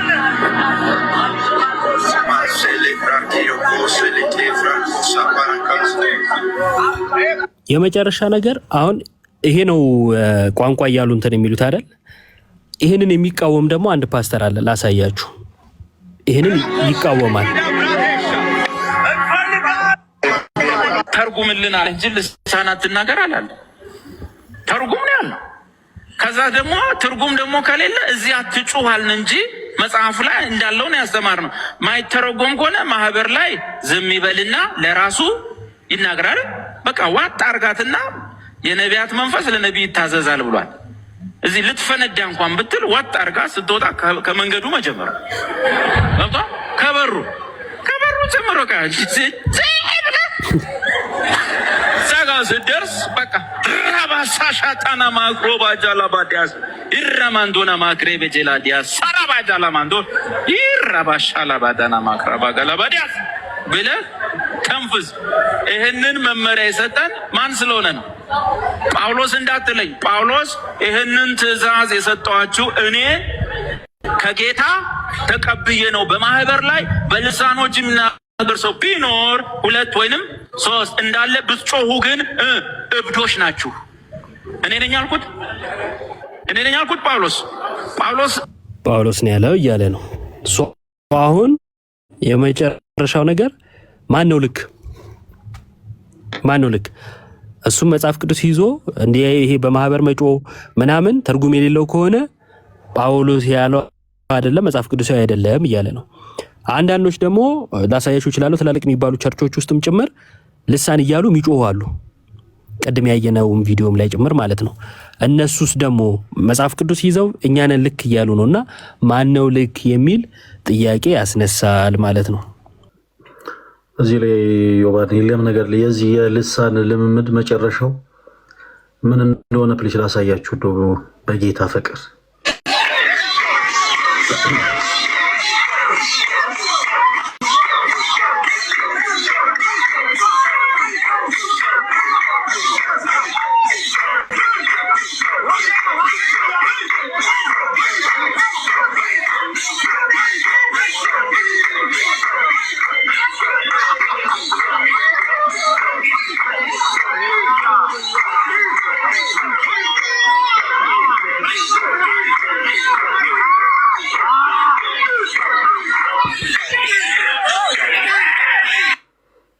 እኔ ፕሮቴስታንት የሆናችሁት ወንድሞቻችን ከእንደዚህ አይነት ሰው ሰራሽ ከሆነ አስተምህሮ እንደው በጌታ ፍቅር ለምናችኋለን፣ እባካችሁ ውጡ፣ እባካችሁ። ኢዮባ ቅድም እንዳሳየው በነገራችን ላይ አጋንንት የልምምድ ነው የሚለውን እኛ ጥላቻ ኑሮን አይደለም ለፕሮቴስታንቲዝም እንደዛ ምንለው።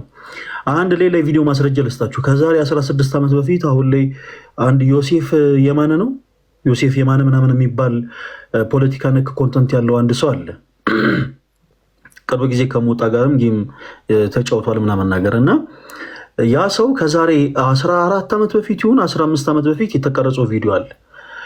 ከዛ በፊት በባዕድ አምልኮ ህይወት ውስጥ የነበረ ሰው ነው። በጣም ከባባድ ልምዶች ውስጥ ያለፈ ሰው ነው። የግል ተሞክሮን እዛ ቃለ መጠይቅ ላይ የቀረበበት ዩቲዩብ ቻናል ላይ በደንብ አድርጎ ተናግሯል። በጣም ከባድ የሆነ የባዕድ አምልኮ ላይ ነበረ። እጆቹን ሲመታ የ666 ቁጥር ይወጣ ነበረ። በጣም ከባድ የሚባሉ ነገሮችን አሳልፏል እና በተለያዩ ሶሻል ሚዲያዎችን መመልከት ሲጀምር በየፕሮቴስታንቱ አዳራሽ ይሄ ራባጃ ምናምን አይነት ስታፍ የሚሏቸው ነገሮች ባዕድ አምልኮ ላይ እኛ አጋንንትን ለመጥራት የምንጠቀማቸው አይነት ወርዶች ናቸው እና በጣም መመሳሰሉ ግራ ያጋባኝ ነበረ። እኛ አጋንንትን ለማምለክ ወርሺፕ ለማድረግ ባዕድ አምልኮ ቦታ ላይ ስንሰባሰብ እነዛን መናፍስቶች ለመጥራት የምንጠቀምባቸው አይነት ነገሮች ነበሩና መመሳሰሉ ይገርመኛል ብሎ ተናግሮ ነበር እና አጋንንታይ ናቸው። ኦፍ ኮርስ አጋንንታይ ናቸው። ቀደም ያሳየሁትን ሐሳብ ላሳያችሁና እንቀጥላለን። ህፃን ልጅ ታውቃላችሁ? ቤት ውስጥ ህፃን ልጅ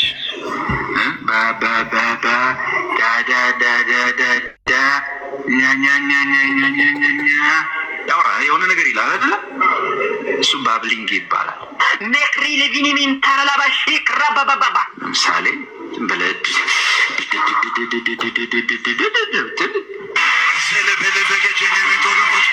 እሳን አይደለም ባብሊንግ ይባላል።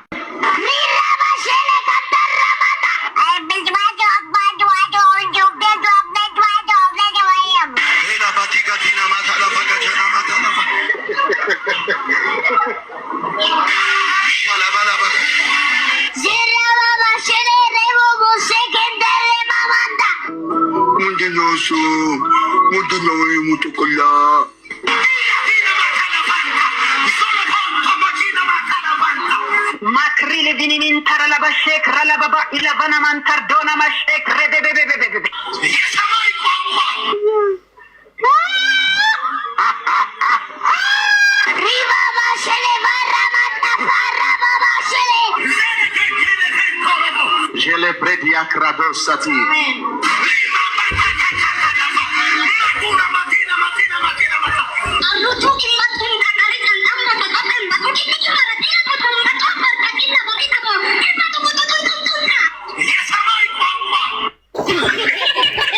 ሌላ ከልሳን ጋር ተያይዞ ሌላ ደግሞ መረዳት ያለባችሁ ነገር ለዮባና ለያሬዶ እድል እሰጣለሁ፣ ምናልባት ማጠቃለያ ሀሳብ ካላቸው። በልሳን ጋር ተያይዞ ይህ በእንዲህ እንዳለ ልምምዱ አጋንንቴ ልምምድ እንደሆነ አትርሱ፣ አንዘንጋ። ልምምዱ አጋንንቴ ልምምድ ነው፣ ከመጽሐፍ ቅዱስ ውጪ ነው። እንደገና ደግሞ የተገለጠ ቋንቋ ሳይሆን ስድ ንባብ ነው። ስድ ንባብ ማለት በአማርኛ የሰዋሰው ስርዓት የቃላት ስብስብ የተገለጠ ቋንቋን ምን ማለት ነው? ትርጉም ያለውን ሀሳብ የሚያስተላልፉ ከሆነ የተገለጠ ቋንቋ ተብሎ ይጠራሉ። የቃላት ስብስቡ ለምሳሌ አበበ በሶ በላ ስንል የፊደላት ስብስብ የቃላት ስብስብ አለ በውስጡ እና ትርጉም ያለው ሀሳብን ያስተላልፍልናል። ይሄ የተገለጠ ቋንቋ ይባላል። ሌላው ግን ስድ ንባብ ይባላል። ለምሳሌ ጸፑ ጲጣጭኝ ቆብል እኔ ጸፑ ጲጣጭኝ ቆብል አሁን እኔ የተናገርኩት ነገር ላይ ፊደላቶች አሉ አዋሉ እና እነዚህ የፊደላት ስብስብ ትርጉም ይሰጣሉ ወይ? በፍጹም አይሰጡም። አሁን ይሄ የፊደላት ስብስብ ስድ ንባብ ተብሎ ይጠራል። ሌላው በጣም ብዙ ጊዜ ማንሳት ያለብን ክርስቲያኖቶች ወንድሞች ገጥሟችሁ ከሆነ ልክ እንዲህ ባለ አጋንንት ለመመለ ያሉ ፕሮቴስታንቶች ወንድሞቻችን እናንተን ጸሎት ስታደርጉ ለምንድን ነው ከአባታችን ወይ ውጪ ጸሎት የምታደርጉት ብለው ይጠይቋቸዋል። ምንን ለመንካት? በሰላመ ቅዱስ ገብርኤልን ማለት ነው። እመቤታችን ቅድስት ድንግል ማርያም ሆይ በመልአኩ በቅዱስ ገብርኤል ሰላምታ ሰላም እንልሻለን የሚለውን ሀሳብ በቃ ለምን የእሷ ስም ተጠራ የሚል በጣም ከባድ ችግር ስላለባቸው ለምንድን ነው አባታቸው በቃ መጽሐፍ ቅዱስ ሲናገር ስትጸልዩ አባታችን ወይ ብቻ ብላችሁ ጸልዩ ነው የሚለው። በቃ እኛ መጽሐፍ ቅዱስ ላይ ያለውን ብቻ ነው የምንጸልዩ፣ እናንተ ለምንድን ነው ከዛ ውጭ የምትጸልዩት ይላሉ። አንደኛ አባታቸውን የሚለውን ጸሎት ኢቨን እነሱ አያውቁትም። ሁለተኛ አባታችን ሆይ ብቻ ነው ማለት ያለባችሁ። ጸሎት ስታደርጉ በሰላመ ቅዱስ ገብርኤል የሚለውን ነገር አትበሉ። አባታችን ሆይ የሚለውን ጸሎት ብቻ በሉ ይሉና እናንተን ወደ አዳራሻቸው ኢንቫይት ካደረጉ በኋላ ምን አይነት ጸሎት እንደሚጸልዩ ሊያሳያችሁ።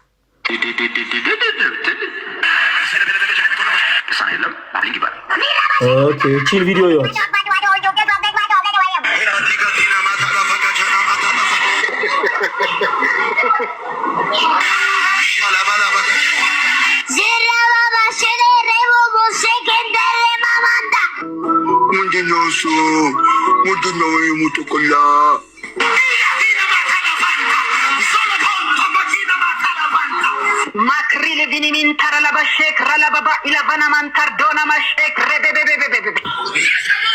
እስካሁን እንዳለ ያያቸዋቸው በአጠቃላይ በእንግዲህ ለአምልኮ ተሰብስበው ባሉበት አዳራሽ ላይ እንግዲህ የምናመልከውን አምላክ እናመልኳለን ብለው ነው ጸሎት እየጸሉ ያሉት። እና ሲጸልዩ ቅድም እንዳያቸዋቸው በተገለጠ ቋንቋ ሳይሆን ስድ ንባብ በምንለው መልኩ ሃርጋዱላ ማክሬቤቤቤ ራባጃ ራባባ አይነት ጻፍ ይላሉ። እናንተን ግን ሁልጊዜ ተቃውሞ ወደ ቤታቸው ይዘው ለመሄድ ሲፈልጉ ግን እንደ መጽሐፍ ቅዱስ እኮ አባታችሁ ነው የሚለውን ጸሎት ብቻ ነው ጸልዩ የሚለው እና ለምንድን ነው እናንተ ከዛ ውጭ የምትሉት ይሏቸዋል። ወደ አዳራሻቸው ካስገቧቸው በኋላ ግን እንዲህ አይነት ልምምድ ነው የሚያለማምዷቸው። አሁን ለምሳሌ እዚህ መጨረሻ ፓርት ላይ ጸሎት ያደረገችው ሴት ይዋት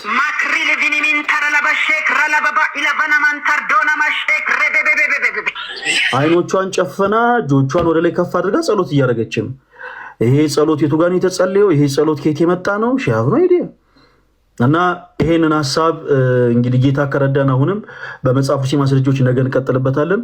እዮባ ማለት የምትፈልገው ነገር ካለ እድል ልስጥና እኔ ልወጣ ነው የኔ አባት።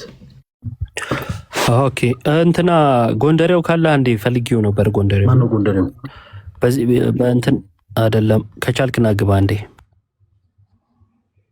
ያው የልሳን ልምምድ እንደው የተሻለ አሁን ከቃዶሽ የተሻለ እንደው እንትን የሚል ሰው የሚያብራራ ሰው ቢኖር ብዙ ነገር ማውራት ይቻላል። ግን ከሰማችሁት የሐዋርያት ሥራ ላይ 2 ላይ ያለው በቃ እሱ ግልጽ ነው፣ አያሻማም፣ ችግር የለውም። ለሐዋርያቱ የሚተረጎም የሚታወቅ ልሳን ነው የተሰጣቸው። አዲስ ቋንቋ ነው ወይ አይደለም ሲባል አዲስ ቋንቋ ነው ለነሱ። በቃ ለነሱ ምንድነው አዲስ ቋንቋ ነው። ቆሮንቶስ 14 ላይ ግን እንደዛ አይደለም አለ። ምንድነው ቆሮንቶስ 14 ላይ ለእግዚአብሔር ነው የሚነገረው አለ። አሃ ማይተረጎም ከሆነ አይነገር ያለው ለእግዚአብሔር ነው። ስለዚህ ለእግዚአብሔር ስትናገር ተርጓሚ ያስቀምጠ ነው። እግዚአብሔር ስለማያውቅ ቋንቋህን እያስተረጎምክለት ነው በሌላ ሰው። አያችሁ ሚሉትንም ትምህርታቸውንም አንዳንዶቹ አይረዱትም እና ለእግዚአብሔር ይናገራል የሚለውን ይዘው አይ ለእግዚአብሔር ነው እንጂ በቃ የግዴታ በእንትን መወራት የለበትም መተርጎም የለበትም የሚል ነገር ለመያዝ ማለት ነው።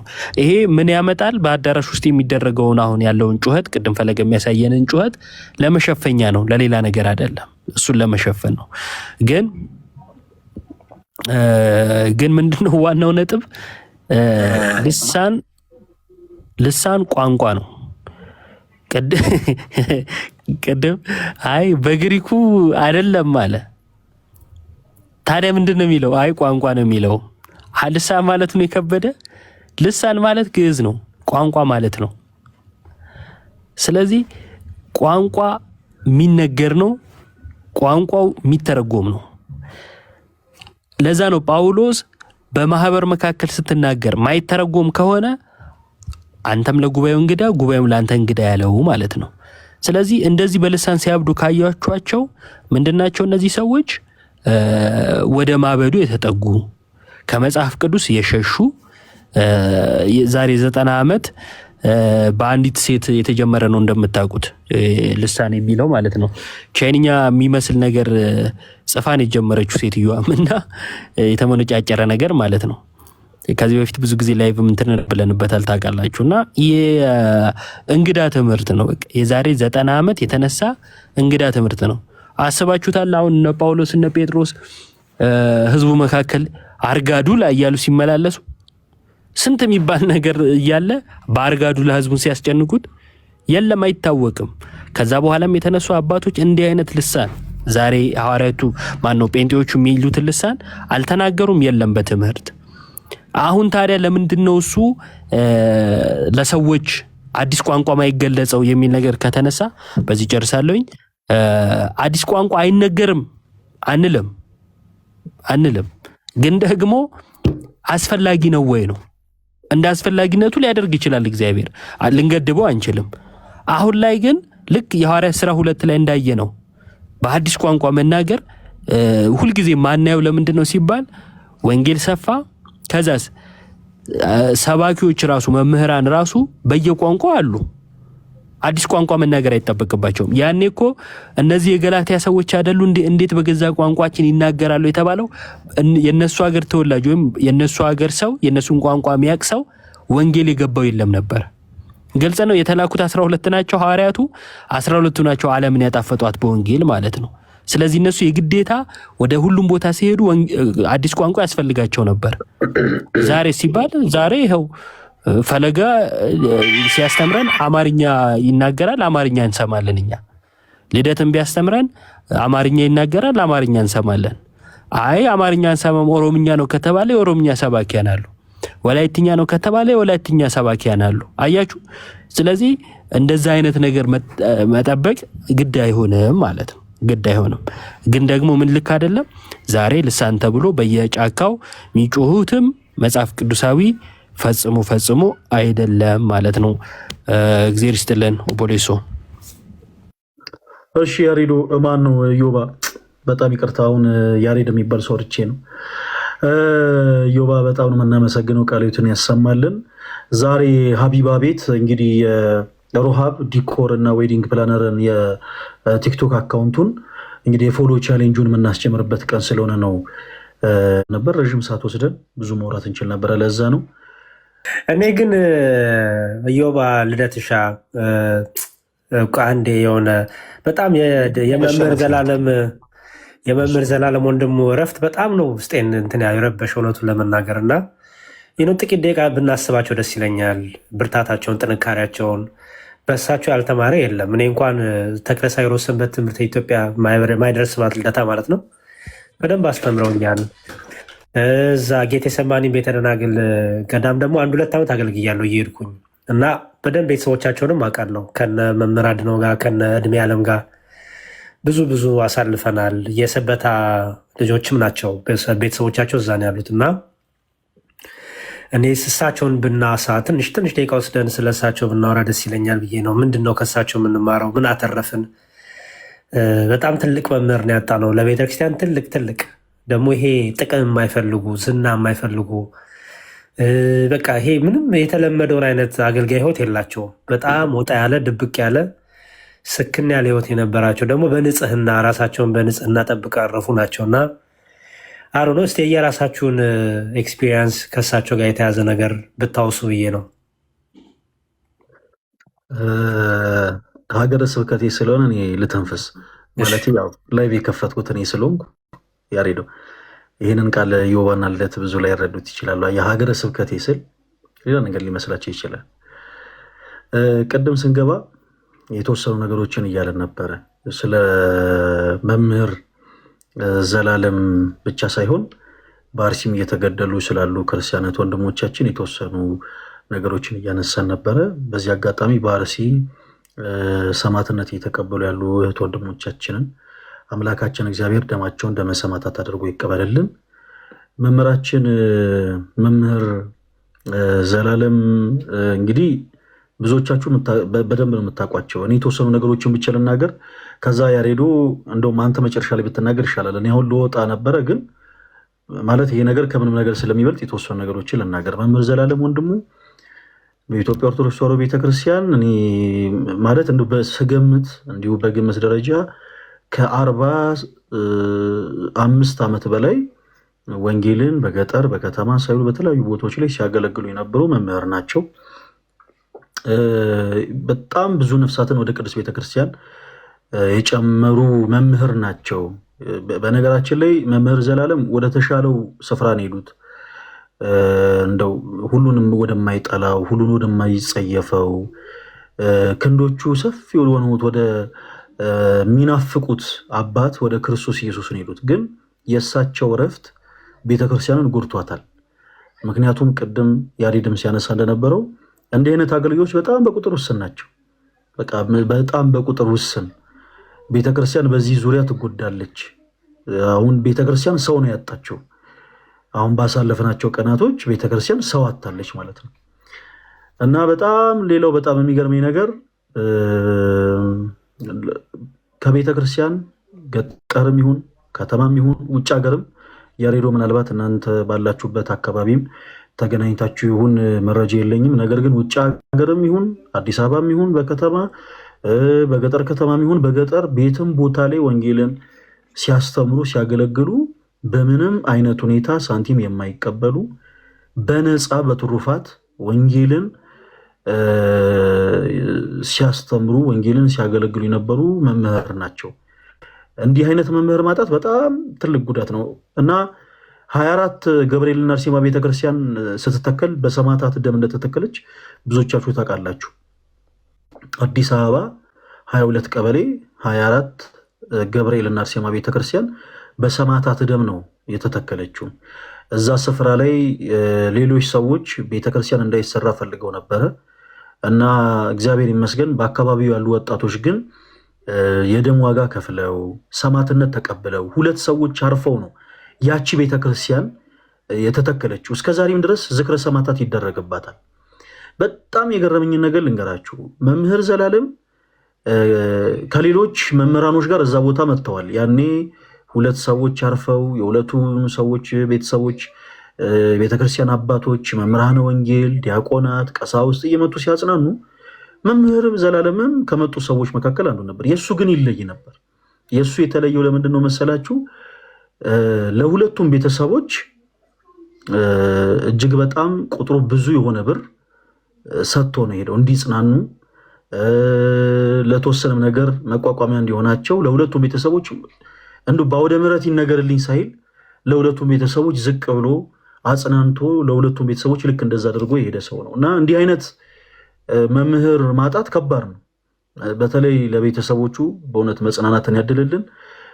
ከዛም በመቀጠል ደግሞ ከመምህር ዘላለም በጣም ብዙ የተወለዱ በመንፈስ ልጅ የሆኑ በጣም ብዙ ነፍሳት አሉ።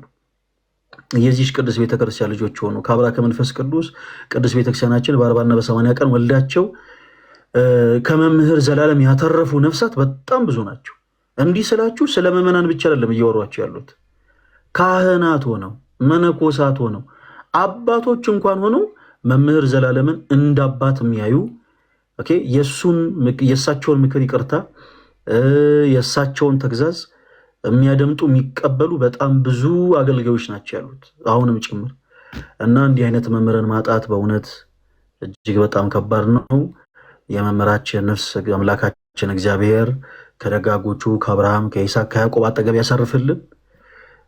ሌላ የምትሉት ነገር ካለ ዮባን ያሬዶ እናንተ ጨምሩ። እሺ ያው በቅድሚያ መምህራችንን እግዚአብሔር ከቅዱሳኑ ከደጋጎች አባቶቻችን ጎን ያሳርፍልን።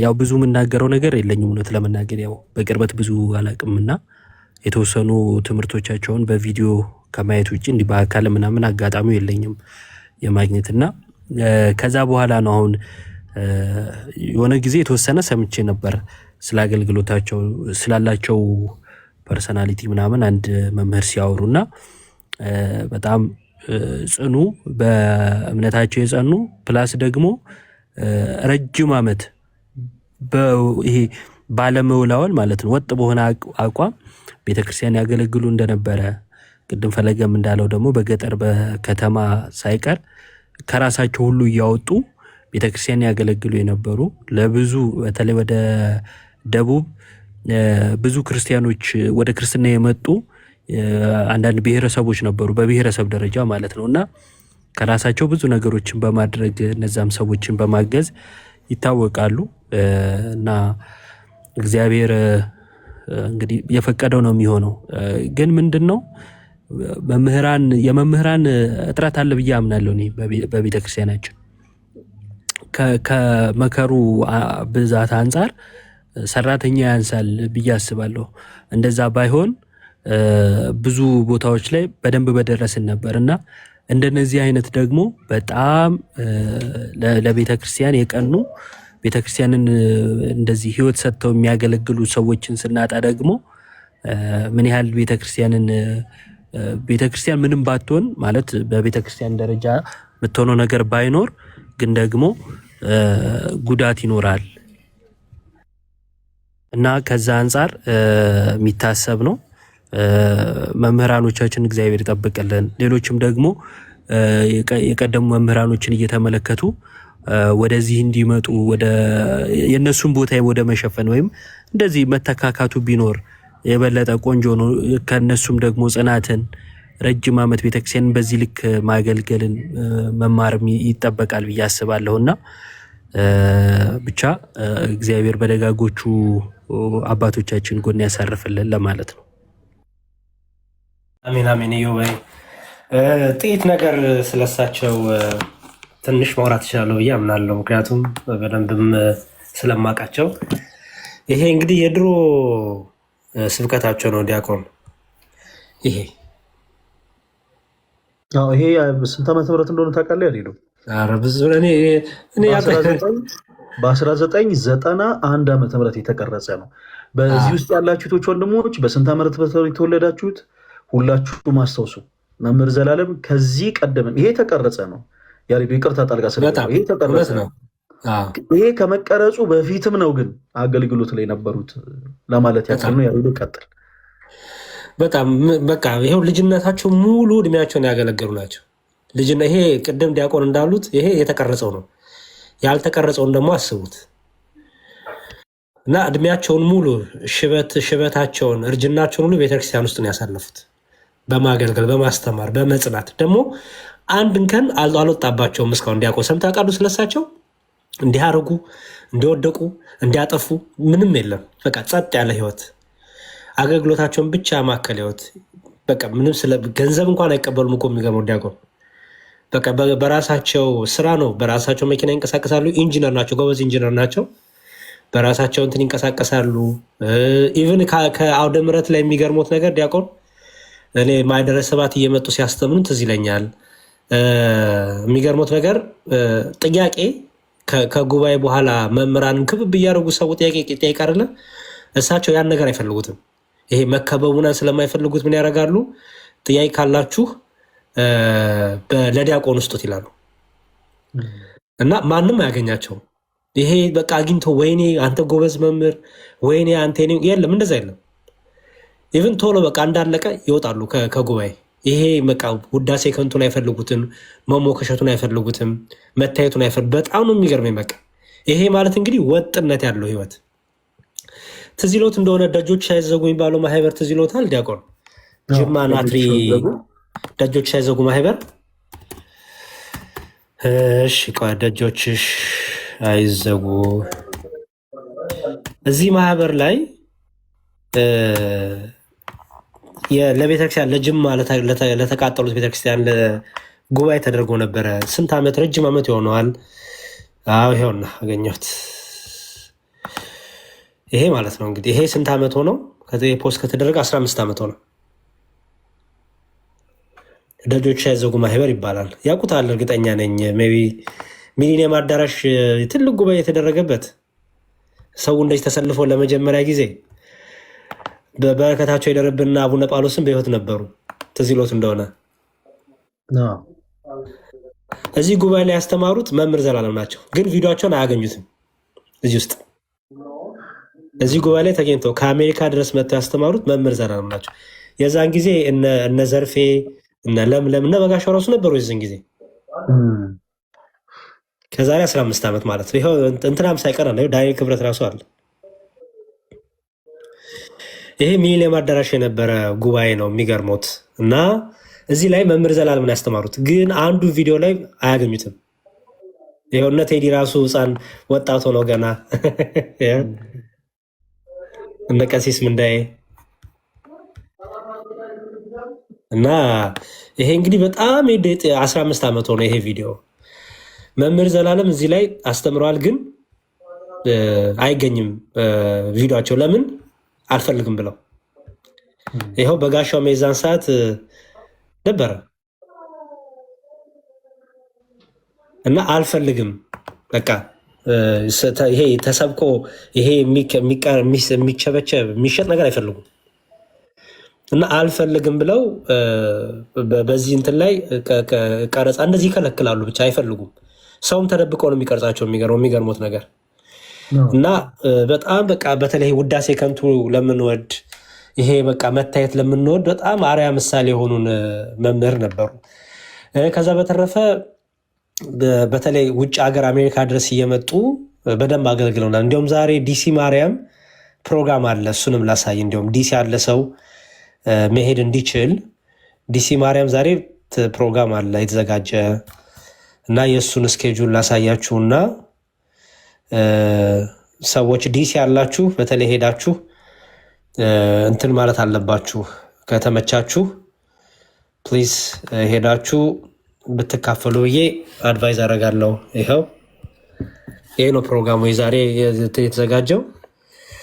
ርዕሰ አድባራት ደብረ ሰላም ቅድስት ማርያም የኢትዮጵያ ኦርቶዶክስ ተዋሕዶ ቤተክርስቲያን ይላል። የዲሲ ማርያም ናትች ቤተክርስቲያን። እንግዲህ ይኸው ያገለገለህን ሰው ሞት ቸል አትበል፣ ምርር ብል አልቅስለት፣ አጽንተህ ምዘንለት፣ እንደ ሀገሩ ልማድ አልቅስለት፣ ስለ ሀገሩ ልማድ 1 ቀን 2 ቀን አልቅስለት። የብስጭት ሐዘን ኃይል የሚያደክም ስለሆነ ስለ ብስጭት ሐዘን እንዳይገባ ከዚህ በኋላ ለቅሶን ተው ይላል መጽሐፈ ሲራክ ምዕራፍ 38 ተቀምጧል። ይኸው እንግዲህ መርሃ ግብሮች አሉ። ዛሬ ማርች ከትናንት ጀምሮ ነው ፕሮግራሙ የነበረው። የዛሬው ፕሮግራም ሰኞ የካቲት 30 ያለው ፕሮግራም ምንድነው? ከቀኑ 12 ሰዓት ፒኤም ላይ እስከ 4 ሰዓት ፒኤም ምሳ ሰዓቱን ረፋዱ ማለት ነው። በላይኛው ትሬለር ላይ ለቅሶ መድረስ ላይ የፈልጉ ሰዎች ቦታው ክፍት ይሆናል። ከዛ ከ4 ሰዓት ተኩል እስከ 7 ሰዓት ተኩል የአካባቢው አድባራትና ገዳማት አገልጋዮች ህዝበ ክርስቲያኑ ተሰብስበው በሰርክ ጸሎትና በትምህርት ወንጌል ጠዋት በማብራት ስነስርዓት ሲዘከር ይመሻል። ከምሽቱ 7 ሰዓት ዛሬ ማለት ቤት በአሜሪካ አቆጣጠር ክቡር አስክሬናቸው ወደ ቤተክርስቲያን ይገባል። ከዛ ከሌሊቱ 1 ኤም ላይ ወይም በእናንተ ስንት ሰዓት ማለት ነው? ከሌሊቱ 7 ሰዓት ማለት ነው። የአካባቢው አድባራትና ገዳማት አገልጋዮች ህዝበ ክርስቲያኑ ተሰብስበው ሰዓታት ቆሞ ያድራሉ። ከዛ ማክሰኞ ጠዋት ከ9 ኤም እስከ 12 ፒኤም ነገ ማለት ነው በእኛ የአካባቢው አድባራትና ገዳማት አገልጋዮች ታሪክ ይነበባል። ከዛ በተጋባዥ እንግዶች ትምህርት ይሰጣል። ከዛ በአገረ ስብከቱ ሊቀ ጳጳስ ብፁዕ አቡነ ፋኑኤል ቃለ ምዕዳንና ቡራኬ ተሰጥቶ ክቡር አስክሬኑ ወደ ትውልድ ሀገሩ ወደ ኢትዮጵያ ሽኝት ከተደረገ በኋላ ለመታሰብ የተዘጋጀው ጸበል ጸዲቅ ተቀምሶ የመርሃ ግብሩ ፍጻሜ ይሆናል ይላል።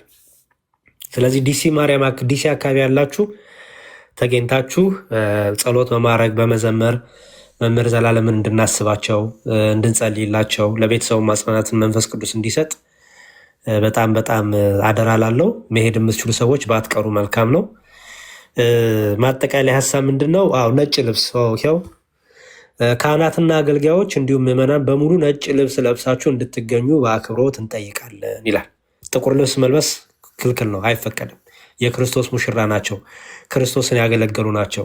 ማዘንስ ለእኛ ነው። እሳቸውን በእልልታ በዝማሬ ነው የምንሸኘው እና ነጭ ልብስ ኢትዮጵያም ቢሆን ነጭ ልብስ ለብሳችሁ ነው መቀበል ያለባችሁ።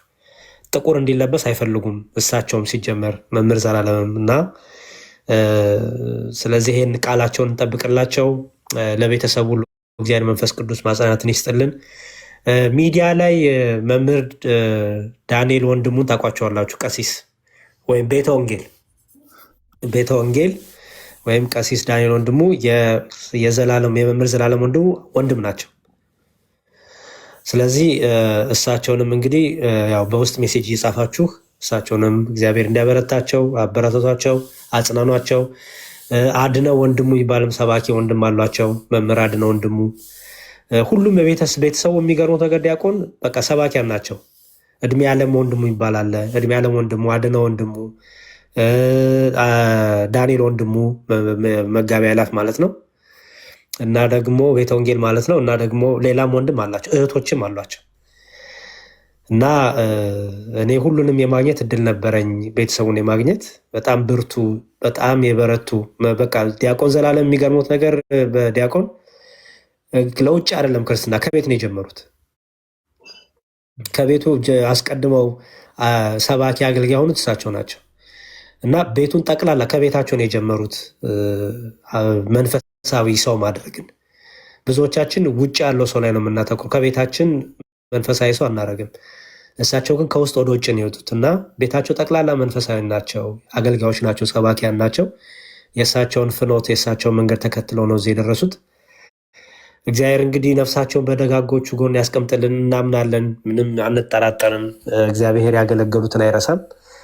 እግዚአብሔር ነፍሳቸውን ይቀበልልን፣ በሚወዷት በሚያገለግሏት በመብርሃን እቅፍ ያስቀምጥልን፣ በቅዱሳን እቅፍ ያስቀምጥልን፣ ለቤተክርስቲያን መጽናናትን ይስጥልን።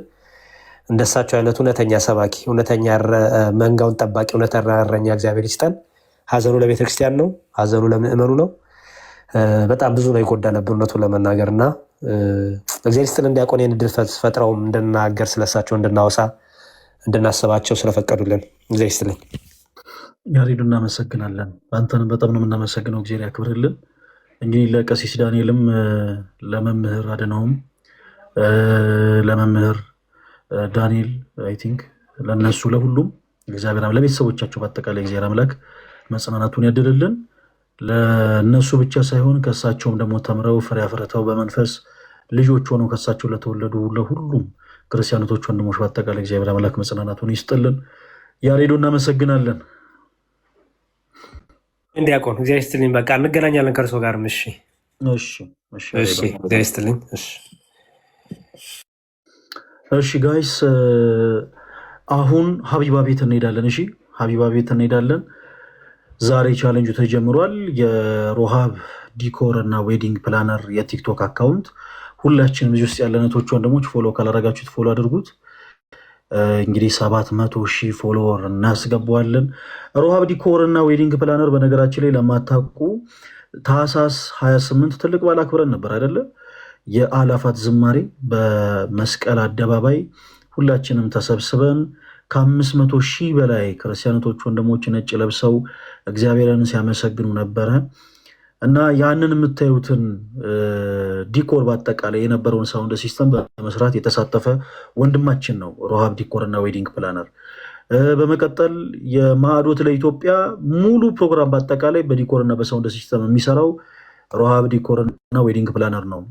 በኢትዮጵያ ኦርቶዶክስ ተዋሕዶ ቤተክርስቲያን የቅዱስ ፓትርያርካችን የአቡነ ማትያስን ማለት ነው ለ6 ተከታታይ ዓመታት በዓለ ሲመታቸውን በነፃ በዲኮር በሳውንድ ሲስተም የሚሰራው ይህ ወንድማችን ነው፣ ረሃብ ዲኮር እና ዌዲንግ ፕላነር።